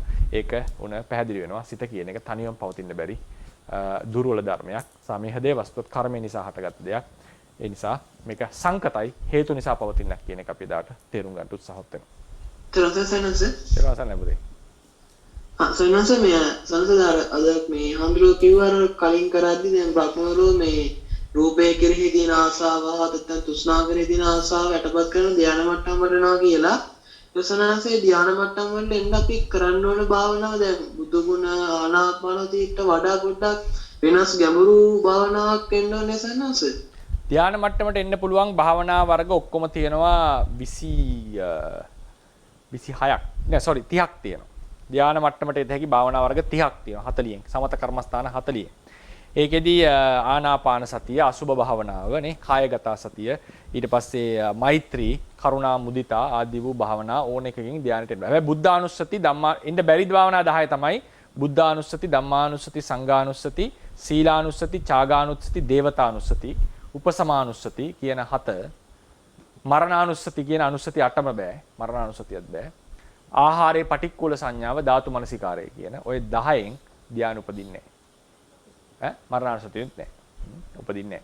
ඒ උපදින සමාධියට උපචාර සමාධිය කියලා විවහාර කරනවා. හැබැයි සැබවින් මේක උපචාර සමාධියක් කියන සුදුසු නෑ. මොකද උපචාර සමාධිය උපචාර කියන එකේ තේරුම ධානයට කලින් තියෙන එකනේ. ධානයක් නැති තැනක උපචාරයක් කියන සුදුසු නෑ. නමුත් උපචාර ඒ සමාන නිසා උපචාර කියන විවහාරය යොදලා තියෙනවා. ඒ නිසා ඒ වලින් ධාන උපදින්නේ නැති උපචාරයේ පමණක් උපදින සමාධි භාවනා. ඉතිරි සමත වලින් පුළුවන් ධාන උපදවන්න. ආනාපාන සතියෙන් පුළුවන්, කසින වලින් පුළුවන්, මෛත්‍රියෙන් පුළුවන්. එතකොට ඒ උපදවගෙන යනකොට ඒක අරමුණක සිත එකඟ කරන්න එපේ. එතකොට අර කාම ආසාවල් ඔක්කොම දුරු වෙන්නට ඕනේ. නැතුව එහෙම කරන්න බෑ. ඒ කියන්නේ කෙලින්ම කාම ආසාවට විරුද්ධව අපි ඒ වෙලාවේ හිතුවේ නැතත් ඒ කාමයේ ආදීනව දැකලා තමයි අරමුණු වල එකඟ කරගෙන සිත සතුට වෙන්නේ. ඒ කියන්නේ උදාහරණයකට ධානයකට එනවා කියන එකෙන් නොකිය කියවෙලා තියෙනවා පුතේ මේ මට අපිට පුළුවන් කෙනෙක්ට පුළුවන් මේ වෙන අරමුණු වලින් සතුටු නොවි එකම අරමුණක හිත සතුටු කරන්න. ඒකනේ කියලා තියෙන්නේ. අපේ හිත කැමති නිතර නිතර වෙන වෙන අරමුණු වලට යන්න. අපිට එකතන ඉන්න අමාරුයි, එක විදිහකට ඉන්න අමාරුයි. ටිකක් වෙලා ඉන්නකොට අපිට වෙන කෙනෙක් එක්ක කතා කරන්න හිතෙනවා, ගමනක් යන්නට හිතෙනවා. නේද? ඊට පස්සේ මොනවා හරි බලන්නට හිතෙනවා. භාවනා මධ්‍යස්ථානයකට ගියත් ටිකක් වෙලා භාවනා කරක දවස් ගාණක් ඉන්නකොට වාහනයක් ගියත් බලන්න හිතෙනවා මොකද්ද වෙන අනවශ්‍ය දේවල් තියෙනවා. ඔර්ලෝසු වෙලා බලන්න හිතෙනවා නිතර නිතර. මේ මොකක් හරි අපිට ඕනේ හැමතිස්සෙම මේ මොකක් හරි අරමුණක් එක්ක වෙනස් කර කර ඉන්න. ඒ හේතුව තියෙන අරමුණේ අපි අර බෝරින් සැටිස් වෙන්නේ නැහැ. ඒ කියන්නේ ඒක තරයි කාම තෘෂ්ණාවක් ඒක. සියුම් තෘෂ්ණාවක් ඒක. ඉතින් මේ ඔක්කොම යටපත් වෙනවා මේ එක අරමුණක පැය ගාණක් ඉන්නවා කියලා කියන්නේ නොකිය කියලා කියන්නේ සිතට පුළුවන් ඒක අරමුණක සතුටින් ඉන්න. ඒ නිසා මොන සමාධිය වැඩුවත් ඔය කියපු කාමරාග ආදී යටපත් වෙනවාමයි. ඒක සාසන ඒකට අවශ්‍ය උපදේශ සාන්දරෝ ගාව කියන්නේ දන්නවද සාමාන්‍යයෙන්? ඒ වගේ පස්සේ ටිකක් දැන් මේ පාඩමේ කතා කරන්න ගියොත් පුතේ ලොකු වෙනවනේ. මේ කියන්නේ දිගිරව යනවනේ. ඉතින් එහෙම භාවනා කරන ගුරුවරු එහෙම ඉන්නවා. දැන් ඔය සමහර ආරණ්‍ය වල එහෙම. ඉතින් ඒවා අපි පෞද්ගලික පොඩ සම්බන්ධ වුණොත් උපදෙස් දෙන්නම් අහවල් තැන් වලට සම්බන්ධ වෙන්න. තෙරුවන් සරණයි. ගෝකුගේ මහත්තයා තෙරුවන් සරණයි. මේ දැන් ප්‍රතිසන්දි අවස්ථාවේදී කාය දසක, භාව දසක, වස්තු දසක කියන 10ට අමතරව වෙනමම ජීවිත නවකලාපයක් උපදිනවද ස්වාමීන් වහන්සේ? උපදින්න පුළුවන් බව පේනවා, සඳහන් කළා නැහැ. එහෙමයි. සඳහන් කළා නැහැ. නමුත් උපදින්න පුළුවන් බව, සුදුසු බව මේ විස්තර වෙන ක්‍රමයට සුදුසු බව හොඳටම තියෙනවා. නමුත් දක්වලා නැහැ. ප්‍රතිසන්දි භවං ඒ කියන්නේ උදාහරණ මෙහෙමයි. දැන් අටුවාවේ කියන්නේ ප්‍රතිසන්දි සිතේදී 3යි හටගන්න 30යි. දැන් ඊට පස්සේ විස්තර එනවා චුතිසිත ගැන විස්තර කරනකොට 3යි හටගන්න කියලා. එහෙමයි. අනේ නිසා මේක හුදු කර්මජ රූප හටගන්න ක්‍රමය විස්තර කරපු එකක් වගේ හැඟෙනවා ඒ කියවද්දි. හරිනේ ප්‍රතිසන්දි අර ගාන එනවනේ 70යි 80යි 100 ගණන් කියලා එනවනේ 151 කියලා. ඒවා සංග්‍රහ පොත්වල තියෙන තොරතුරු. අටුවා වෙන්නේ හැම චිත්තක්ෂණයකම 30 උපදිනවා කියලා. චුතිසිතෙත් ඒක චුතිසිත උපදින්නේ නැහැ. චුතිසිතට කලින් 17කට කලින් 30 උපදිනවා කියලා. ඒ වෙනකොට පැහැදිලිවම අඩුම තරමේ 7ක් 8ක්වත් ඉපදිලා තියෙන්න ඕනේ කර්මජ කලාප. හරිනේ? නමුත් ඒකේ 30 එතනත් 30යි දෙන්නේ. ඉතින් ඒකෙන් ගම්මේ වෙනවා මේ උපදින ක්‍රමයක් දක්වපු එකක් කියලා. ඉතින් ජීවිත නවකයේ ඉපදින්නට සාධක තියෙන ඕන තරම්. ඉතින් ඒ නිසා සමහර ගුරුවරු කියන්නේ ගුරුවරුන්ට කැමැත්තක් තියෙනවා ඒ ගන්න, සමහරව ගන්නෙ නැහැ. බ්‍රහ්ම ලෝකේ පැහැදිලිවම ප්‍රතිසන්දි අවස්ථාවේ ඉඳන්ම හට ගන්නවා. ස්වාමීන් වහන්සේ මම මේ ශාන්ති කතා කරන්නේ දැන් හෘදවස්තු රූපය ඇසුරු කරන්නේ මනෝවිඤ්ඤාණය විතරයිනේ ස්වාමීන් වහන්සේ. විතරයි. දැන් දෙපස් විඥාන සිත් ආශ්‍රු කරන්නේ නැද්ද? නෑ. ඒක ඇසුරු කරන්නේ මේ චක්කුසෝත ගාන ජීවහා කාය ප්‍රසාද. විතරයි. ඒවත් මනෝවිඤ්ඤාණයටත් ගියාම තමයි එතන හෘදවස්තු රූපෙට ගන්නෙ නේ සම්මත. මට තේරුන්නේ නෑ වාක්‍යය. ඒ කියන්නේ දැන් මනෝ දෙපස් විඥානයේ සිත් මනෝද්වාරයටත් යනවනේ ස්වාමීන් වහන්සේ. දෙපස් විඥාන සිත් මනෝද්වාරයටත් යනවා. එහෙම කියන්නේ නැහැ තේරෙවල. චිත්ත වීතියේදී මනෝද්වාරයට යන්නේ නැහනේ දෙපස් විඥාන සිත්. පංචද්වාරික වීති වලින් හටගන්නේ. මනෝද්වාරික වීති වල හටගන්නේ නැහැ දෙපස් විඥාන. යන්නේ නෑ. මනෝ දැන් වචනේ දැන් මට හිතා ගන්න බෑ පුතේ මේ වචනේ හරියටම යොදනවා කියලා. ඒ කියන්නේ මනෝද්වාරය කියලා ඇහුවොත් හැම සිතක්ම මනෝද්වාරය වෙනවා. මනෝද්වාරේ නොවන සිතක් නැහැ. ඒක වෙනම කතාවක්. ඒක වෙනම කතාවක්. ඒක වෙනම කතාවක්. මනෝද්වාරික වීතිවල දෙපස් විඥානේ හටගන්නේ. ඒ හැම සිතක්ම මනෝද්වාරයක් වෙනවා කියන්නේ වෙන පරයයකින් මන්නේ. ඒ කියන්නේ හැම සිතකටම ආරම්මණයක් ගැටෙන්න පුළුවන්. ඒ නිසා ඒකට මනෝද්වාරයක් කියලා කියන හැම සිතටම. ඒ වෙන ඒ කියන්නේ මනෝ කියන්නේ මනෝද්වාරේ නොවන සිතක් නැහැ කියලා කියන්නේ. ඒ වෙන පරයයකින්. හරිනේ? ඒක ස්වරූපයට ඇසුරු කරන්නේ වෙනස්. ඒක නෙමෙයි මේ කතා කරන්නේ. හදේ වස්තු රූපය ඇසුරු කරන්නේ දෙපස් විඥාණයෙන් අඤ්ඤ වෙච්ච අරූප විපාක හතර දෙනා රූප ලෝකේ ඒක අදාළ නැහැ. ඉතිරි අපේ බබේ ගත්තොත් එහෙම දෙපස් විඥානේ හර අනිත් සිත් ටික හැතරු කරන්නේ හදේ වස්තු. අරක වෙනස් මනෝද්වාරය කියන මනෝද්වාරික වීතිනේ ගත්තේ නේද ඔබතුමී ඉස්සලා? මනෝද්වාරික වීතිවල දෙපස් විඥානේ හටගන්නේ නැත. දෙපස් විඥානේ හටගන්නේ නැත. දෙපස් විඥානේ හටගන්නේ පංචද්වාරික වීතිවල. චක්කු විඥාන දෙක හටගන්නේ චක්කුද්වාරික වීතිවල, සෝත විඥාන සෝතද්වාරික වීතිවල. එහෙමයි කියන්නේ. තිරසරසනද මේ අර මේ ద్వාර විමුක්ත සිත් චුති භවංග ප්‍රතිසන්දි කියනක ద్వාර විමුක්තයෙන් අදහස් කරන්නේ ස්වාමීන් වහන්සේ. ద్వාර විමුක්ත. චිත්ත වීතිවලදී අපි ద్వාර විමුක්ත ద్వාර භාවයේ අරගන්න ක්‍රමයයි. ඒ කියන්නේ ద్వාරික වෙන්නේ යම් ద్వාරයක අරමුණක් ගැටුනම ඒ අරමුණ පදනම් කරගෙන හටගන්න සිත් ටික කියනවා ద్వාරික සිත් කියලා. ద్వාරය කියලා කියන්නේ අරමුණ ගැටෙන සිත. හරිනේ? අරමුණ ගැටෙන සිත. ద్వාර මුක්තයි කියලා උතන අදහස් කරලා තියෙන්නේ ద్వාරික භාවයට එන්නේ නැහැ කියන එක. ద్వාරික භාවයට. ద్వාරික කියලා වචන දෙකක් තියෙනවා. ద్వාරික කියලා කියන්නේ ద్వාරය ඇසුරු කරන සිත්. ద్వාරය කියලා කියන්නේ අරමුණ ගැටෙන සිත්. හරිනේ? එතකොට ద్వාරික භාවයට සිතක් එන්නේ නැත්නම් ඒක ద్వාර මුක්තයි. දැන් මම කිව්වා හැම සිතක්ම ద్వාරය වෙනවා කියලා. ඒ ගන්නේ මෙහෙම. දැන් උදාහරණයකට තියෙනවා දේශනාවල ප්‍රථම ධානයේට ශබ්දය කණ්ඨකයක් කියලා. ප්‍රථම ධානයේ ඉන්නකොට එකපාරට සද්දයක් ඇහෙනවා. ලොකු සද්දයක් ඇහුනොත් ධානය නැගිටිනවා අපි. හරිනේ? එතකොට මොකද්ද වෙලා තියෙන්නේ? ධානය හිත අරමුණු කරන්නේ වෙන නිමිත්තක්නේ. ශබ්දය ඇවිල්ලා කනේ හැපුණා. කනේ හැපුණාම ඒක ධාන හිතටත් ස්පර්ශ වෙනවා. ඒ ස්පර්ශ වීම නිසා තමයි ධානය දුර්වල වෙලා ඒ වෙලාවේදී ඒ අරමුණ ගන්න එක නතර වෙලා මනෝද්වාරික වීතියක් හට ගන්න පටන් ගන්නවා. හරිනේ? ඒක උනේ මොකද්ද? ධාන හිතට අර ශබ්දය ස්පර්ශ. ඒ නිසා හැම සිතක්ම ద్వාර භාවයට එන්න පුළුවන්. හැම සිතක් එක්කම අරමුණක් ස්පර්ශ වෙනවා. හැබැයි අරමුණක් ස්පර්ශ වෙච්ච පමණින් චිත්ත වීති හට ගන්නවද නැද්ද කියන වෙනම කතාවක්. ඒක අත්‍යවශ්‍ය නැහැ. නමුත් ස්පර්ශ වීම සිදු. ඒ නිසා හැම සිතක්ම මනෝ ద్వාරයක් නොවන සිතක් නැහැ කියලා කියනවා. ඒ ద్వාර මුක්ත ద్వාරික භාවය වෙනයි. අවනම්සේ එතෙන්දී මේ ශබ්දය ඇවිල්ලා ගැටෙන්නේ අර මේ ධානසිතේද නැත්නම් භවංගයට වැටිලා භවංගයේ ගැටලද නෑ දැන් ප්‍රශ්නේ මෙහෙමනේ. දැන් මෙහෙමනේ. දැන් ඔන්න ධානසිතේ ඉන්නකොට ධානය නැගිටිනවනේ සද්ද නිසා. සද්දෙන් ඉන්ටරප්ට් වෙනවා. එහෙම සද්ද ඇහුනේ නැත්තම් දිගටම ධානය හිතේ ඉඳ හිටියා. එතකොට සෝතද්වාරේ වැටුණානේ, ගැටුණානේ. සෝතද්වාරේ ගැටෙනකොටම මනෝ විඥානයේ ගැටීම ධර්මතාවයන්නේ. එතකොට තියෙන විඥානයේ ගැටෙන්නේ. ඒ ගැටීම නිසා තමයි ඒක දුර්වල වෙන්නේ. ඒ කියන්නේ භවාංග සිතවේ දැන් අපි කියනවා සාමාන්‍ය චිත්ත වීතිය හඳුනනකොට අපි කෙලින්ම ගන්නේ භවාංගය ගැටුණා කියලානේ. ඒ ඉගැන්වීමේ පහසුවට. ඒ ගන්න අපි.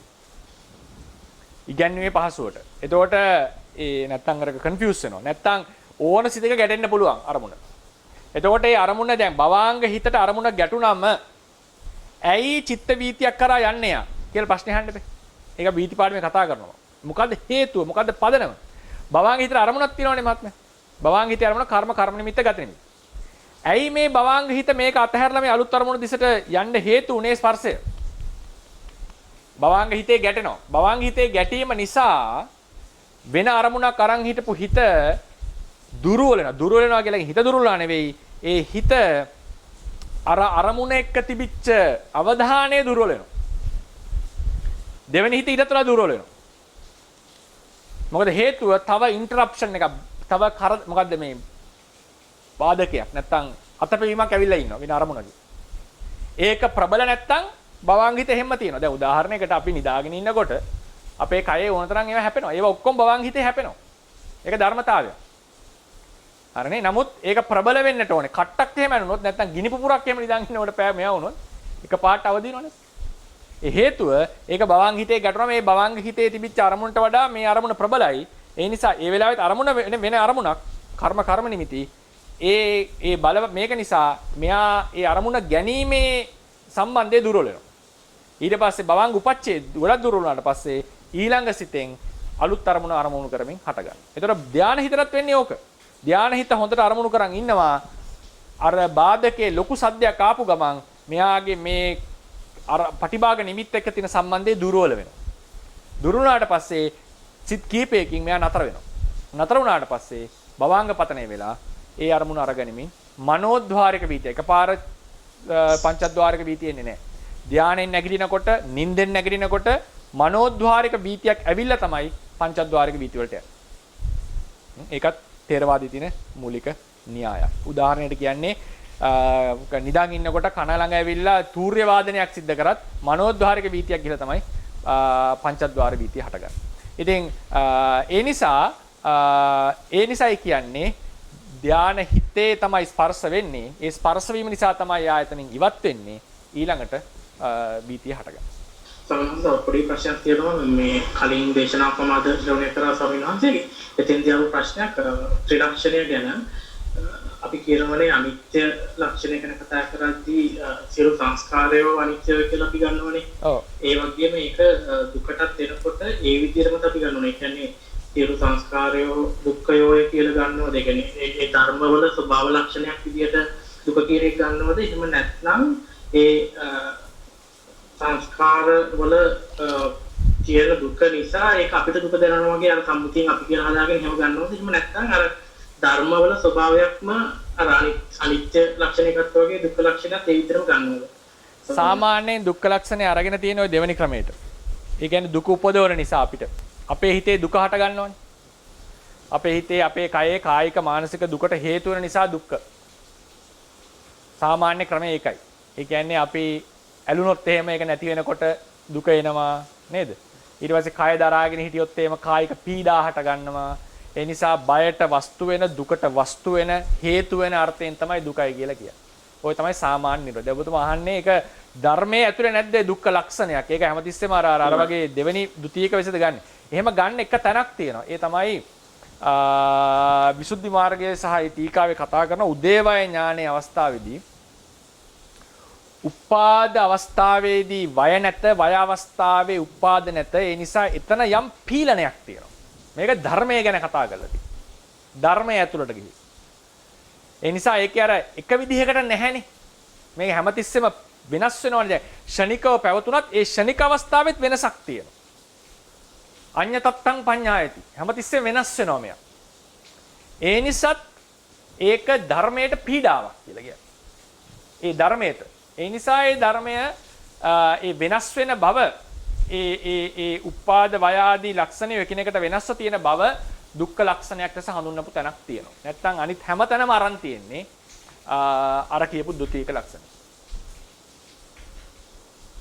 ඒක මම දැන් සෝවින්සාර භාවනාවකට අපි මතකනේ භාවනා කරන මොකක්ද කියන හරියටම පෙරපණ හඳුනන මොකක්ද කියනවා අර සියලු සංස්කාර දුක් තුච්ඡය ඔයම 40ක් තියෙන්නේ. ඔව්. ඒකෙත් මම හිතන්නේ අර ඒකෙත් ගන්නවා ඔය අර අනිත්‍ය දුක්ඛ අනාත්මයේ ලක්ෂණ තුනම ඒ තෙමේම ඒ ධර්මයේම අනිත්‍යයි ඒ ධර්මයේම දුකයි ඒ ධර්මයේම අනාත්මයි කියන. එතකොට සමිනුත් අර විදියට ගන්නකොට පොඩි ප්‍රශ්නයක් එනවා නේද? ඒ කියන්නේ අර ඒ ධර්මයෙන් පිට ඒ සංස්කාරයෙන් පිට මේ මනුස්ස කුජලේ ඉන්නවා කියන අදහස ආයෙත් මේ දෙහෙම අපි එහෙම හිතුවා. නෑ. ඒ කියන්නේ ඉතින් මිනිස්සේ පුද්ගලයෙක් හිටියේ නැතත් දුක්ඛ විඥානයේ දුක්ඛ සාගත කාය විඥානයේ හට ගැනීම සැපයක් නෙවෙයි. නේද? දුක්ඛ සාගත කාය විඥානයේ හට ගැනීම සැපයක් ලෙස අර්ථකථනය කරන්න බෑ. ඊට පස්සේ තවත් ගැඹුරට ගියාම අරමුණු ගැනීම මාත්‍රයම ප්‍රශ්නයක් වෙහෙසක්. ඒක ශාන්ත බවක් නෙවෙයි. ධර්මයක් පහළ වෙනවා අරමුණක් ගන්නවා කියන එකම ක්‍රියාකාරී බව. රස විඳිනවා කියන එකම ක්‍රියාකාරී බව. ඒ නිසා මේ වගේ ගැඹුරින් ගියාම මේ පුද්ගලත්වයෙන් තොරවම දුක්ඛ ලක්ෂණ විස්තර කරන්න පුළුවන්. දුක්ඛ ලක්ෂණ විස්තර කරන්න පුළුවන්. ඒ කියන්නේ සංස්කාර දැන් මොනවද දුක්ඛ සාගත කාය විඥානයක් හට ගන්නවා යනුම ඒක පුද්ගලයෙක් ඉන්න අවශ්‍ය නැහැ නේ. ඒකේ දුක් බව පීඩා වෙන බව කියලා එකක් තියෙනවා. පීඩා විඳින බව කියලා එකක් තියෙනවා. ඊට පස්සේ ඒ රූපයක් දරාගේ රූපයක් තියෙනකොට ඒක මේන්ටේන් කරන්න වෙහෙස උපදිනවා කියලා එකක් තියෙනවා. ඒක සචේතනව තමයි කරන්නේ. චේතනාව සත්වයක් නෙවෙයි. ඒක අපි වෙනම කතා කරන්නේ චේතනාව සත්වයන් වෙන හැටි. ඉතින් අර වෙහෙසකර බව, දුක් උපදවන බව, දුක් දෝමනස්සේ උපදින බව, ඒක පුද්ගලයා සත්වයා කියන අර්ථයෙන් තොරව දුක්ඛ වේදනාවම ප්‍රශ්නයක්. ඒක සැපයක් නෙවෙයි.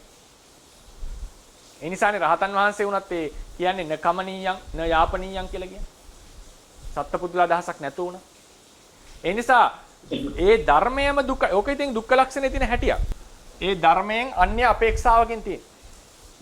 මේක දුක වෙන්නේ මේ නිසා තවත් ප්‍රශ්නයක් හටගන්න නිසා. රූපේ දුක වෙන්නේ රූපේ නිසා දුක්ඛ වේදනාව හටගන්න නිසා. රූපේ දුක වෙන්නේ රූපේ මේන්ටේන් කරන්න ලොකු වෙහෙසක් දරන්න වෙන නිසා. හැමතිස්සෙම දුක්ඛ ලක්ෂණය ප්‍රකට වෙනවා කියලා කියන්නේ මොකක්ද දන්නවද? දැන් මෙතන මේ රූපේ නම් අපි දන්නවා රූපේ නිසා දුක උපදිනවා කියලා. අපි දන්නවා රූපේ නිසා දුක උපදිනවා කියලා. දුක්ඛ වේදනාව.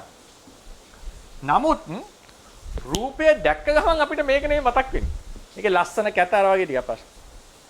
දුක්ඛ ලක්ෂණය ප්‍රකට වෙනවා කියලා කියන්නේ මේක ඉන්ටෙලෙක්චුවලි නුවණින් තේරුම් අරගෙන මේක අරමුණු කරන ගමන්ම කරනකොටම මේකත් වැටහෙන විදිහේ අවබෝධයකට එන්න ඕනේ. ඒ කියන්නේ මේ අරමුණ ගන්නකොටම මේක නිසා මේ ප්‍රශ්න එනවා කියන එක තේරුම් ගන්නට පුළුවන් වෙනවා. හරිනේ ඒක වැටහෙන ඒක ලං කරනවා. ඊට පස්සේ අන්තිමට මේ ධර්මයේම ප්‍රශ්නයක් දුක් උපදවන්නේ කියලා මෙයාට ඈඳිලා හරිනේ මෙයාව ඉස්සලා මේ දෙක හොඳටම මම දෙන්නා මානසිකාර වෙනවා ඉස්සලා. මේ නිසා දුකයි. ඊට පස්සේ අපිට මේ ධර්මයේ අරමුණු කරගෙන මේක දුක් උපදවන්නේ දුකට හේතු වන්නේ කියන අදහසට එන්නට පුළුවන් වෙනවා. ඒ නිසා මේක අපි විපස්සනාවේදී කරන්නේ මෙන්න මේ දෙක ලං කරන එක. අන්තිමට රූපේ හිතනකොටම දුක කියලා එක මතක් වෙනවා. ඒක දුකක් ලෙස වැටහෙන්නේ. අපි දන්නවා ඒක දුකක් කියලා. නමුත් අපිට හැමතිස්සෙම මේක හිතුවොත් විතරයි අපිට මේකෙන් විදර්ශනාවේදී කරන්නේ ඒක නැවත ලං කරවලා මේ දෙක එකක් කරන්න බෑ. නමුත් අර ඒ මට්ටමට ගේන එක. අනිත් සමහරයි මම දීපල් මේ ප්‍රශ්නයක් ප්‍රතිසන්දි භවාංග චුති කියන සිත් ద్వාර මුක්ත වෙන්නේ ඇයි කියන වගේ ප්‍රශ්නයක් තමයි මට හිතුනේ අහුවෙන්නේ. සමහරවිට ඒක මේ වත්මන් භවයේ ద్వාරයකින් අරමුණු ගන්න නොවන නිසා නෙවෙයිද ద్వාර මුක්ත වෙන්නේ. නෑ. වත්මන් භවයේ දොරවල් හයෙම නෙවෙයිනේ ගන්නෙ. ඒ සිත ප්‍රතිසන්දි සිතයි භවාංග චුති කියන සිත එකම සිතනේ. ඒක ගන්න පුළුවන් අවස්ථාවක් තියෙනවා. පුබ්බේ නිවාසානුස්සතිය වඩනකොට තමන්ගේ ප්‍රතිසංසිත අරමුණු කරනවා. අරමුණු වෙන අවස්ථාවක් තියෙනවා. සම්මත පොඩ්ඩක් ආයි පැහැදිලි කරන්න. ප්‍රතිසන්දිසිත අරමුණු වෙන අවස්ථාවක් තියෙනවා. පුබ්බේ නිවාසානුස්මති ඥාණයෙන් අරමුණු කරන්න පුළුවන් ප්‍රතිසන්දිසිත. ඒකට පුබ්බේ නිවාසානුස්සති ඥාණය කියන්නේ ඒකට අතීතංස ඥාණය කියලා. ඊළඟ භවයේ චුතිසිත අරමුණු කරනකොට තමයි පුබ්බේ නිවාස ඥාණය කියන්නේ. ඒ නිසා ඒක අරමුණු වෙන්නෙම නැහැ කියලා එකක් නැහැ. අරමුණු කරන්න පුළුවන්. ඒ පරියායෙන් නෙවෙයි. ඔව්. වීති මුක්ත ద్వాර මුක්ත කියලා කියන ස්වාමීන් වහන්සේ. හරි බීතියේ ඔව් හතරක් ඔව් හරි. ඒකට ස්වාමීන් වහන්සේ මේ දැන් මේ වත්මන් භවයේ දැන් අපි තුමු ගිය භවයේ ගත්ත මන්නාසන්න මොහොතේ ජවණයෙන් ගත්ත අරමුණක් මේ චුති ප්‍රතිසන්දි වශයෙන් එන්නේ. හරි. වත්මන් භවයේ ගත්ත අරමුණක් නෙවෙයි ස්වාමීන් වහන්සේ. හරි. ඒක නිසා නෙවෙයිද එතකොට නෑනේ දැන් උදාහරණයකට ගත්තොත් ගති නිමිත්ත අරමුණු කරගෙන නම් ප්‍රතිසන්දියේ තියෙන වර්තමාන භවයේ අරමුණක් නෙන්නේ. එහෙම පරියායකින් නෙවෙයි ద్వාර මුක්ත කියලා කියන්නේ. ద్వාර මුක්ත කියන එකේ ඒ කියන්නේ ඒක ඇත්තටම චිත්ත වීති වශයෙන් ගත්තම එයා තමයි ద్వාරය වෙලා තියෙන්නේ වීතිය හටගන්න. එයා තමයි ద్వාරය වෙලා තියෙන්නේ. ඇත්තටම ඕකේ ඒ කියන්නේ හැමසිතක්ම ద్వාරය වෙනවා ඊට පස්සේ. ඒක පරියායකින්. ద్వාර මුක්තයි කියන්න වෙන්නේ එතනදී ద్వාරික වෙන්නේ නැහැ එයා. එයා ద్వාරික ගණයට යන්නේ නැහැ. සහ ඉතින් එහෙම හැපෙන්නෙත් නැහැ. ඒක තමයි සාමාන්‍ය හැපෙන්නේ. ඉතින් අර නිෂ්පර්යාය ක්‍රමෙන් ගත්තම මේ අපි දන්නවා පුබ්බේ නිවාසානුස්සති ඥාණයෙන් යනකොට මේ මුල් අවස්ථාවේදී පටිසන්ධිත අරමුණු කරන්න ඕනේ යෝගියා. ඊට පස්සේ චුතිසිත අරමුණු කරන්න. ඒ වෙනකන් කියන්නේ අතීතංස ඥානය කියලා. ඊට පස්සේ කියනවා පුබ්බේ නිවාස ඥානය කියලා. ඒ නිසා ඒක අරමුණු ඒ සිතත් අරමුණු වෙනවා භවයකට.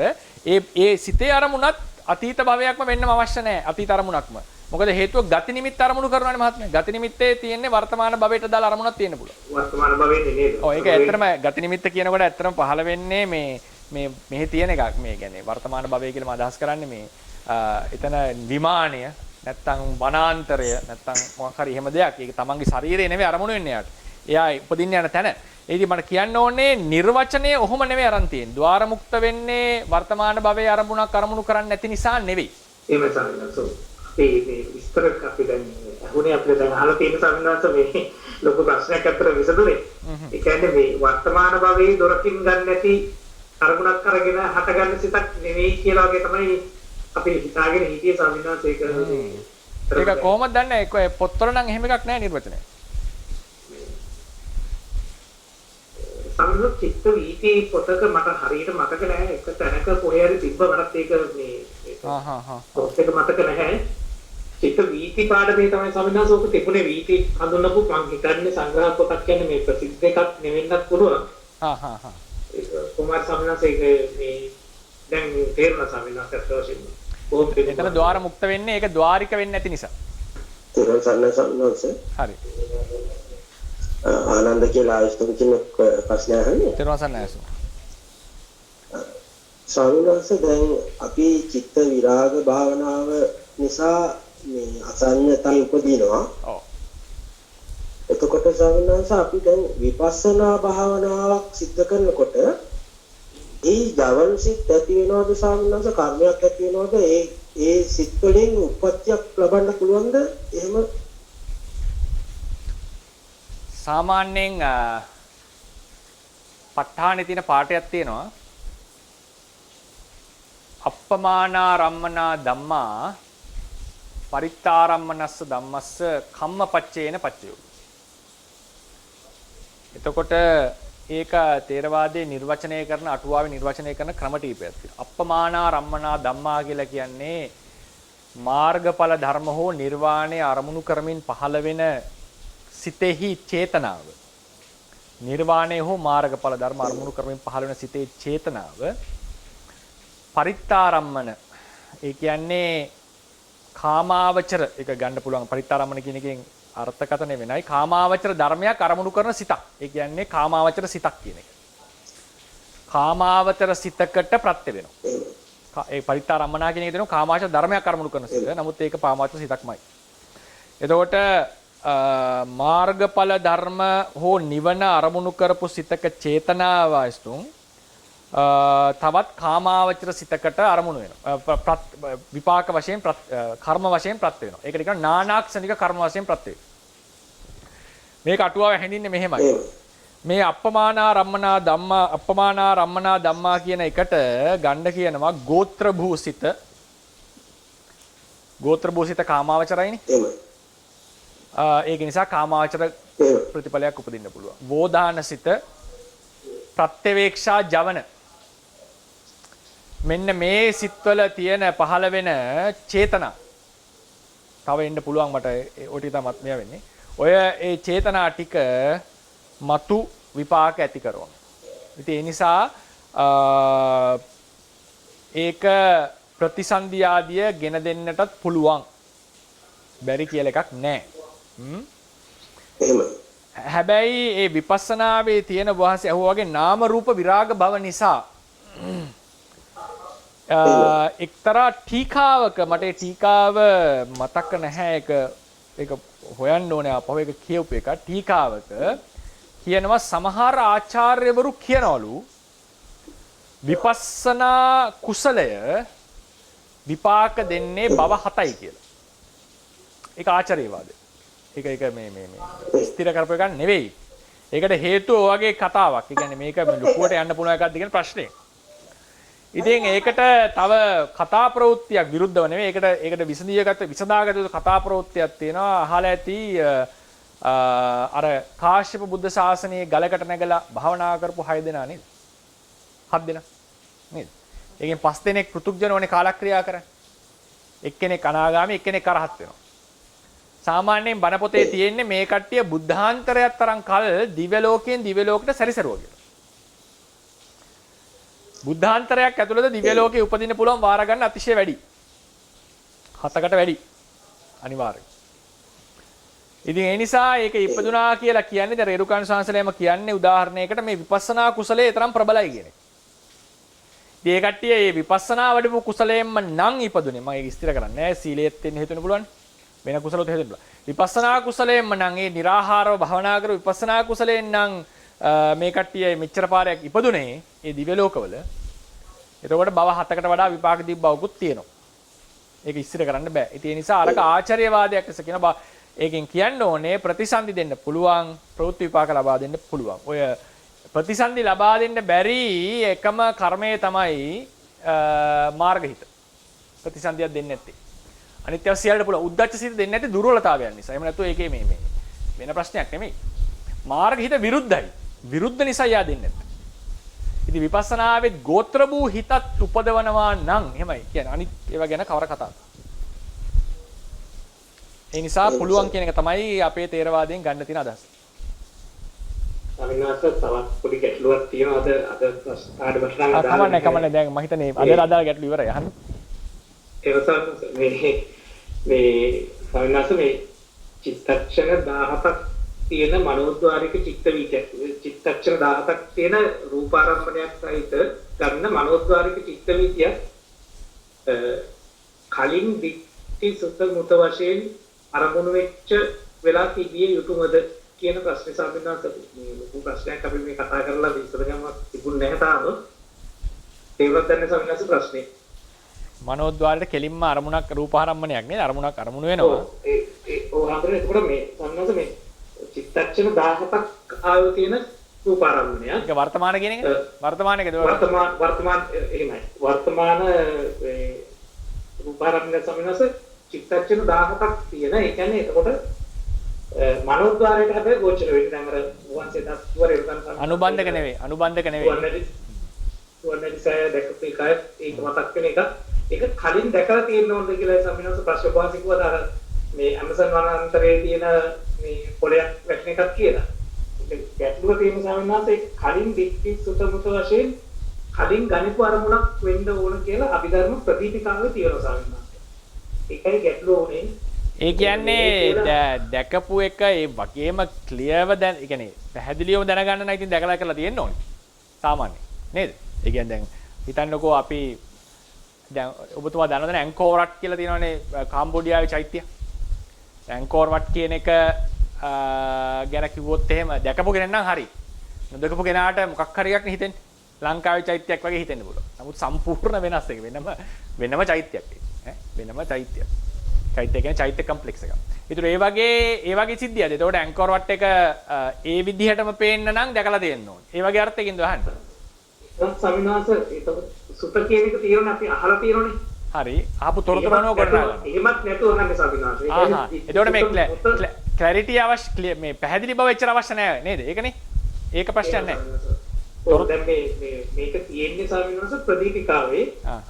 මේ එම අරමුණම දික්ටි සුත මුත වශයෙන් අරමුණු කොට මනෝද්වාරික චිත්ත වීතියක් හටගන්නේ කියලා තියෙනවා. හරි. නමුත් අපේ සාකච්ඡාවේදී අපි කිව්වේ එතකොට අපේ අදතුමා කිව්වේ ඒක එන්න නෙවෙයි වගේ අදහසක් තමයි කිව්වේ. ඒකේ විය යුතු නෑ කියලා.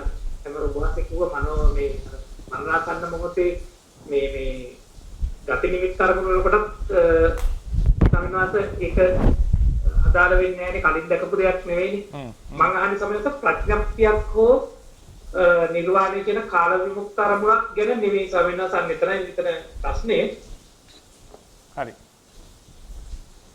මනෝද්වාරයේ ద్వාර මොකද්ද චිත්තක්ෂණ 17 කතාව තියෙනවනේ ආචාර්යවරු දීලා තියෙනවනේ චිත්තක්ෂණ 17ක් ආයුෂ ඇති මනෝද්වාර බීතිය නේද?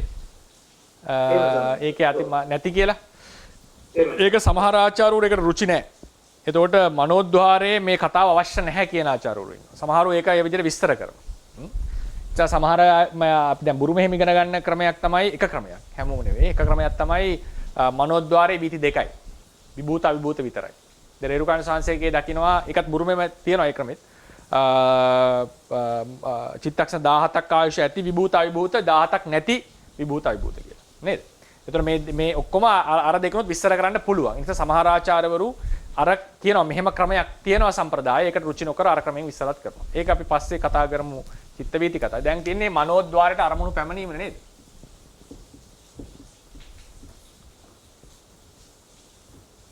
අරමුණු ගැටීම.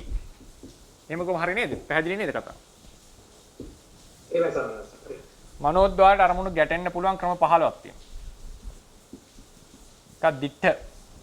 දිට්ඨ කියලා කියන්නේ පංචද්වාරයෙන් ගත්ත අරමුණු නැවත ඔය කියන්න වගේ එන්න පුළුවන්. ඒ දිට්ඨ සදිස. දිට්ඨ සදිස කියලා කියන්නේ ඒක ක්‍රම කීපයකට එන්න පුළුවන්. තමන් අරමුණු කරපු දේවල් වලට සමානව සමහර අදහස් අපේ හිතට එනවා. දැනට අපි එහෙම ගමුකෝ. දිට්ඨ සදිස. ඒක ක්‍රම දෙකකට අපිට කතා කරන්න පුළුවන් ඒක ගැන.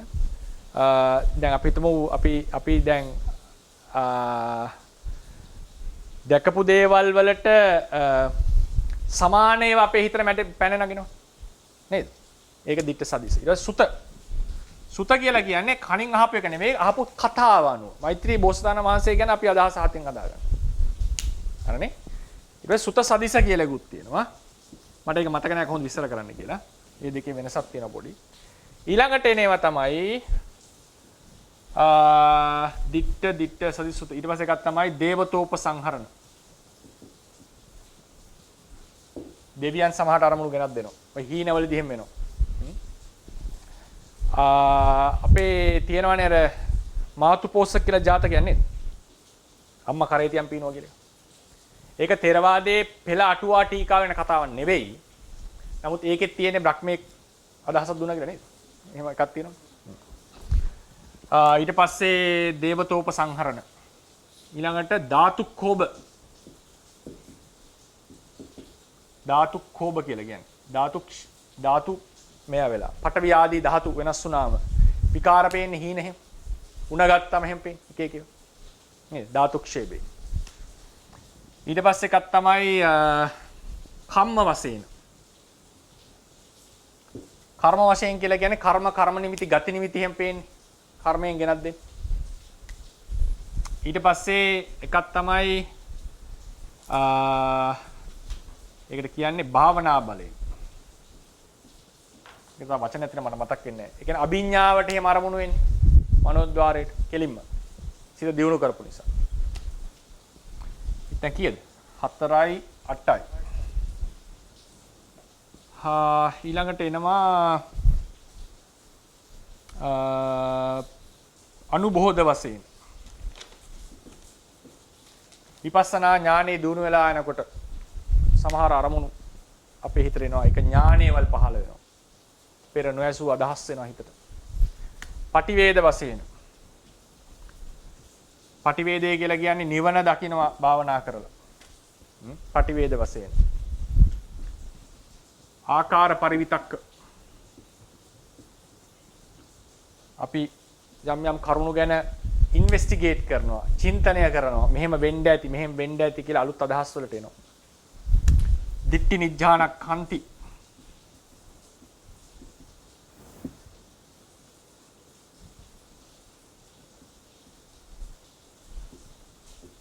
දිට්ඨි නිජ්ජානක්ඛන්තය කියන ආකාර පරිවිතක්යෙන් හිතපු එක මෙය මෙසේයි කියලා නිෂ්ඨාවට පැමිණෙනවා. දැන් කීයද? 8යි 4යි 8යි 10යි 14යි. තව එකක් මට මතක් වෙන්නේ නැහැ එකපාර. ඔය විදිහට ආදී එතන ඉවර කරන්නෙත් නැහැ ආදී 15ට එහා ගැන කියන මේ වගේ දැන් සද්දා අනිත් එක සද්දාව දුකුත් මට මතක නැහැ. මේ ඔය විදිහට මේ කරුණු එන්න පුළුවන් අරමුණු එන්න පුළුවන් ක්‍රම තියෙනවා. ඒ නිසා දැකපු ඇසපු බව කියන එක වැටෙන්නේ මෙතනට. එකයි දිට්ඨ කියන එකට විතරයි. උසාවිනි සම්ඥාස දික්ටි සුත මුත කියලා තියෙන්නේ. හා. ඒ ප්‍රතිකාර සඳහන් වෙන්නේ එහෙම. ඒ තුනම වැටෙන්නේ මේකට. ඒ ඔය කියන දිට්ඨ සුත මුත කියන තුනම වැටෙන්නේ මේකට. ඔතන කියන්නේ. පළවෙනි කරුණ ටික. මේ පළවෙනි එක. මේ දිට්ඨ කියලා කියන්නේ ඇහෙන් දැක්කප කියන එකනේ පංචද්වාරයෙන් ගත්ත අරමුණක් කියන එක මෙතන දිට්ඨ කියන්නේ. ඇහෙන් දැක්ක කියන එක නෙවෙයි. පහම ගන්නවා මෙතන. එහෙමයි සම්ඥා. සුත කියලා කියන්නේ අහපු සද්ද නෙවෙයි. අහපු කතාව අනුව අපි හිතෙන් හදා ගන්න ඕන එක. දැන් බණක් ඇහෙනකොට අහපු සද්ද නෙවෙයි. බණේ තොරතුරු තියෙන. ඒ අනුව ගන්න එක. මට මේ දිට්ඨ සදිසයි සුත සදිසයි දෙක විස්තර කරන්න බලන්න ඕනේ ආපහු. අනිත් ටික ඕම තමයි. හරි. ඔව්. ඔක් කියනවා. සමිනාසෝ දැන් මේකේ තියෙන්නේ කියන්නේ වර්තමාන රූපාරම්මණයක් අරමුණු චිත්තක්ෂණ 17ක් මේක වර්තමාන රූපාරම්මණයක් අරමුණු කරනවා නම් විතරයි දික්ක සුතමත වෙන්න ඕන කියලා තියෙන්නේ ප්‍රතිපදා මට තේරෙන විදිහට සමිනා. අනිවාර්ය කරන්න නැතුවද මං හිතන්නේ. අනිවාර්ය නැහැ. මේක තමයි සමිනාස ප්‍රශ්නේ මේක තියෙන විදිහට නම් ඒ වගේ පේන්නේ. ඕක අටුවාවෙන් අරන් තියෙන්නේ. අටුවාවේ අත්සාල්නියෝක තියෙනවා. ඒ එතන තැන අන්තිමට කියනවා අත්සාල්නී මේ හතර දිට්ඨ සුතමුතා විතරයි ඊට පස්සේ ගන්නවා දිට්ඨ සදිස සුසුසදි කියන අතර අරගෙන ඊට පස්සේ තවත් ක්‍රම තියෙනවා සද්දා ආකාර පරිවිතර්ක ආදී ගැන කියලා කියනවා ඒක ආදී ලෙස කියලා ඒක නවත්තනවා ඉතින් ටීකාවේ විස්තර කරනවා මේ ටික විස්තර කරේ නැත්තේ මොකද හේතුව මේවා වලින් එන ඒවා ඇත්ත වෙන්නත් පුළුවන් බොරු වෙන්නත් පුළුවන් ඒ කියන්නේ ඒක සාර්ථක අසාර්ථක වෙන නිසා අටුවා එක විස්තර කරේ නැහැ කියන්නේ නිකන් ආදී පදයකින් පද ටිකක් දාලා තියෙනවා ඒ නිසා මේ නැතුව නෙවෙයි මේ තොරතුර මම දන්න තරමින් ඕක අරන් තියෙන අටුවාවෙන් සර්ව සම්පූර්ණයෙන් දාලා නැහැ තොරතුර. ඒ නිසා තමයි ඕක වෙන්නේ. සෑහීමට පත්‍ර බලන් තාමත් හොඳ පිළිතුරක් ලැබුණා ස්වාමීනාස. හරි. කොහොමද පින් ඔබ වහන්සේට? දරවසන්නයි. ආත්මාවේ ලබන් ඉස්සෙල්ලා බුදුරජාණන් වහන්සේ හොයාගෙන දුවගෙන ආවනේ. ඔව්. ඒ නකොට බුදුරජාණන් වහන්සේ මොන ගහිලා කිව්වනේ ධර්මය දේශනා කරන්න කියලා. ඒකට උන්වහන්සේ දාන පින්න පාත වඩිනවා. මේ වෙලාවේ දාන ධර්ම දේශනා කරන්න බෑ කියලා උන්වහන්සේ එතකොට ආයෙත් ගිහිල්ලා ආයෙත් කතා කරලා තුන්වෙනි පාරට වගේ තමයි මට මතක හැටියට ධර්ම දේශනා කරුවේ. ඒකට බුදුනෙතින් මේක දැක්කේ නැතුව තිබුණාද නැත්නම් අවසාන මොහොත ලං වෙනවා කියලා උන්වහන්සේ අවබෝධය ලොකුවට ඒක ඔළුවට ගත්තේ නැතුව හිටියද නැත්නම් අවසාන මොහොතේ ධර්ම දේශනා කරුවේ ඒක වැටහිලාද කියලා එක ප්‍රශ්නයක්. අනිත් එක පරමාර්ථ දේශනාවක් විදිහට දික්ක නැත්නම් වයසදී කියන ගාථාවනේ කිව්වේ. එතකොට ඒක පොඩ්ඩක් අදහස චුට්ටක් දැනගන්නත් ඕනේ අවසර. ඒකේ බාහ්‍ය දාරුචීරි ස්වාමීන් වහන්සේ දුවගෙන එනවනේ අර කිව්වා වගේ රහත් කියලා හිතන් හිටපු කෙනා ආවිල්ලා හම්බුනාම පිණ්ඩපාතේ වැඩිලානේ. පිණ්ඩපාතේ වැඩිලා පාර ගිහලා හම්බ වෙනවා. ඊට පස්සේ කියනවා මේක අකාලෝ බාහ්‍ය. පිණ්ඩපාතේ වැඩිලා කියලා. ඊට පස්සේ කියනවා ඉතින් ඔබ වහන්සේගේ ජීවිතෙත් විශ්වාස නැහැ, මගේ ජීවිතෙත් විශ්වාස නැහැ. ඒකින්ද කියන්නේ කියලා. ඒක කියන තාම අකාලේ. ආයෙ කියනවා. ආයෙ බෑ කියනවා. තුන්වෙනි පාර කියනවා දේශනාව. එතකොට තමයි එහෙනම් බාහ්‍ය කියලා කියන්නේ. එතකොට මේකේ අටුවා අහන ඇයි මෙහෙම කරේ? කරුණු දෙකක් විස්තර කරනවා. එකක් තමයි ගොඩාක් දුර ඉඳලා ආවේ. නවතින්න නැතුව එන්නේ ආ බොහෝ දෙනෙක්. දුවගෙන කියන්නේ වේගෙන් එනවා කියන එක. ඒකරත්ති පරිවාසේන කියලා කියන්නේ. ඒකරත්ති පරිවාසේන අටුවාවේ කියනවා එක රාත්‍රියෙන් එච්චර දුරක් ආවා කියලා. සමහර ආචාර්යවරු විස්තර කරලා තියෙනවා ඒක අටුවාව එක පිළිගන්න කැමති නැහැ. ඒ එක තැනක රාත්‍රී දෙකක් හිටියේ නැහැ. එක තැනක රාත්‍රී දෙකක් ඉන්නතු දිගටම එනවා. ඒකත් ඒකරත්ති පරිවාසය කියන අර්ථය ගන්න පුළුවන්. ඉතින් ඔය කොහොම හරි ක්‍රමයකින් ඇවිල්ලා බුදුරණන්සේ හම්බුණා දැන් මහන්සි මෙයාට. ඒ වෙලාවෙත් මේ ජේතවනාරාමයට ගිහිල්ලානේ කඩාගෙන ඉන්නේ. ඒ වෙලාවෙත් ඔය ජේතවනාරාමේ ඉස්සෙල්ලාම එන්නේ. ඒතකොට කියනවා බුදුරණන්සේ පින්නපාතට ගියා. ඊට පස්සේ ආයෙ හොයාගෙන යනවා. ඒතකොට නිසා අර වෙහෙස තිබුණා. ඒ වෙහෙස පොඩ්ඩක් අර කලබල ගතිය සංසිඳවන්න පොඩ්ඩක් නිව්වා කියලා කියනවා. ඊළඟ එක තමයි මේ අර විදිහට ප්‍රතික්ෂේප කරලා එනකොට ආදරේ වැඩි, ගෞරවය වැඩි, වටිනාකම් වැඩි, ඕනකම වැඩි අහන්න. දුර්ලභ අවස්ථා මේ ඉල්ලලා ගත්තේ. ප්‍රතික්ෂේප කරන හේතු වෙනවනේ ඉතින් පින්නපාතන ගමන. ඒතකොට ඒ අර අවධානයේ ආදර ගෞරව වැඩි. ඒ නිසාත් ඒක කරා කියලා කියනවා. ඔය දෙන හේතුව. ඊට පස්සේ දෙවෙනි ප්‍රශ්නේ තමයි දිත්තේ දිත්තමත්තම් භවිස්සති කියන එක. ඒකේ නිර්වචන තුනක් තියෙනවා ථේරවාද සම්ප්‍රදාය හැටියට. හරිනේ? ඒකේ එකක් තමයි මෙහෙම සරල වශයෙන් කියන්නම්. දිත්තේ දිත්තමත්තම් කියලා කියන්නේ දැක්කේ මොකද්ද? රූපාරම්මණයක්. අපි හැබැයි සාමාන්‍යයෙන් රූපාරම්මණයක් කියලාද හිතන්නේ නැත්නම් පුද්ගලයෙක් කියලා. පුද්ගලයෙක් කියලානේ. එතකොට චක්කු විඥාණයෙන් දැක්කේ රූපාරම්මණයක් නම් ඒ රූපාරම්මණයක් කියන එකම නැවත නැවත සිහි කරන්න. පුද්ගලයෙක් නෙවෙයි. ඇහුවේ සද්ධාරම්මණයක්. මේ ආදී ලෙසට ඇස කන නාසය දිව ශරීරයේ මනසෙන් ගත් එක හුදු අරමුණක් විතරයි. එහෙම නැතුව මේ පුද්ගලයෙක් දැක්කා පුද්ගලයෙක් එක්ක ගනුදෙනු කරා සත්වයේ පුද්ගලයෙක් ආත්මයක් නෙවෙයි කියන එක නැවත නැවත සිහි කරන්න. මේකෙන් කියවෙන්නේ නාම රූප ඒ කියන්නේ ditthi visuddhiය සම්පාදනය කරන.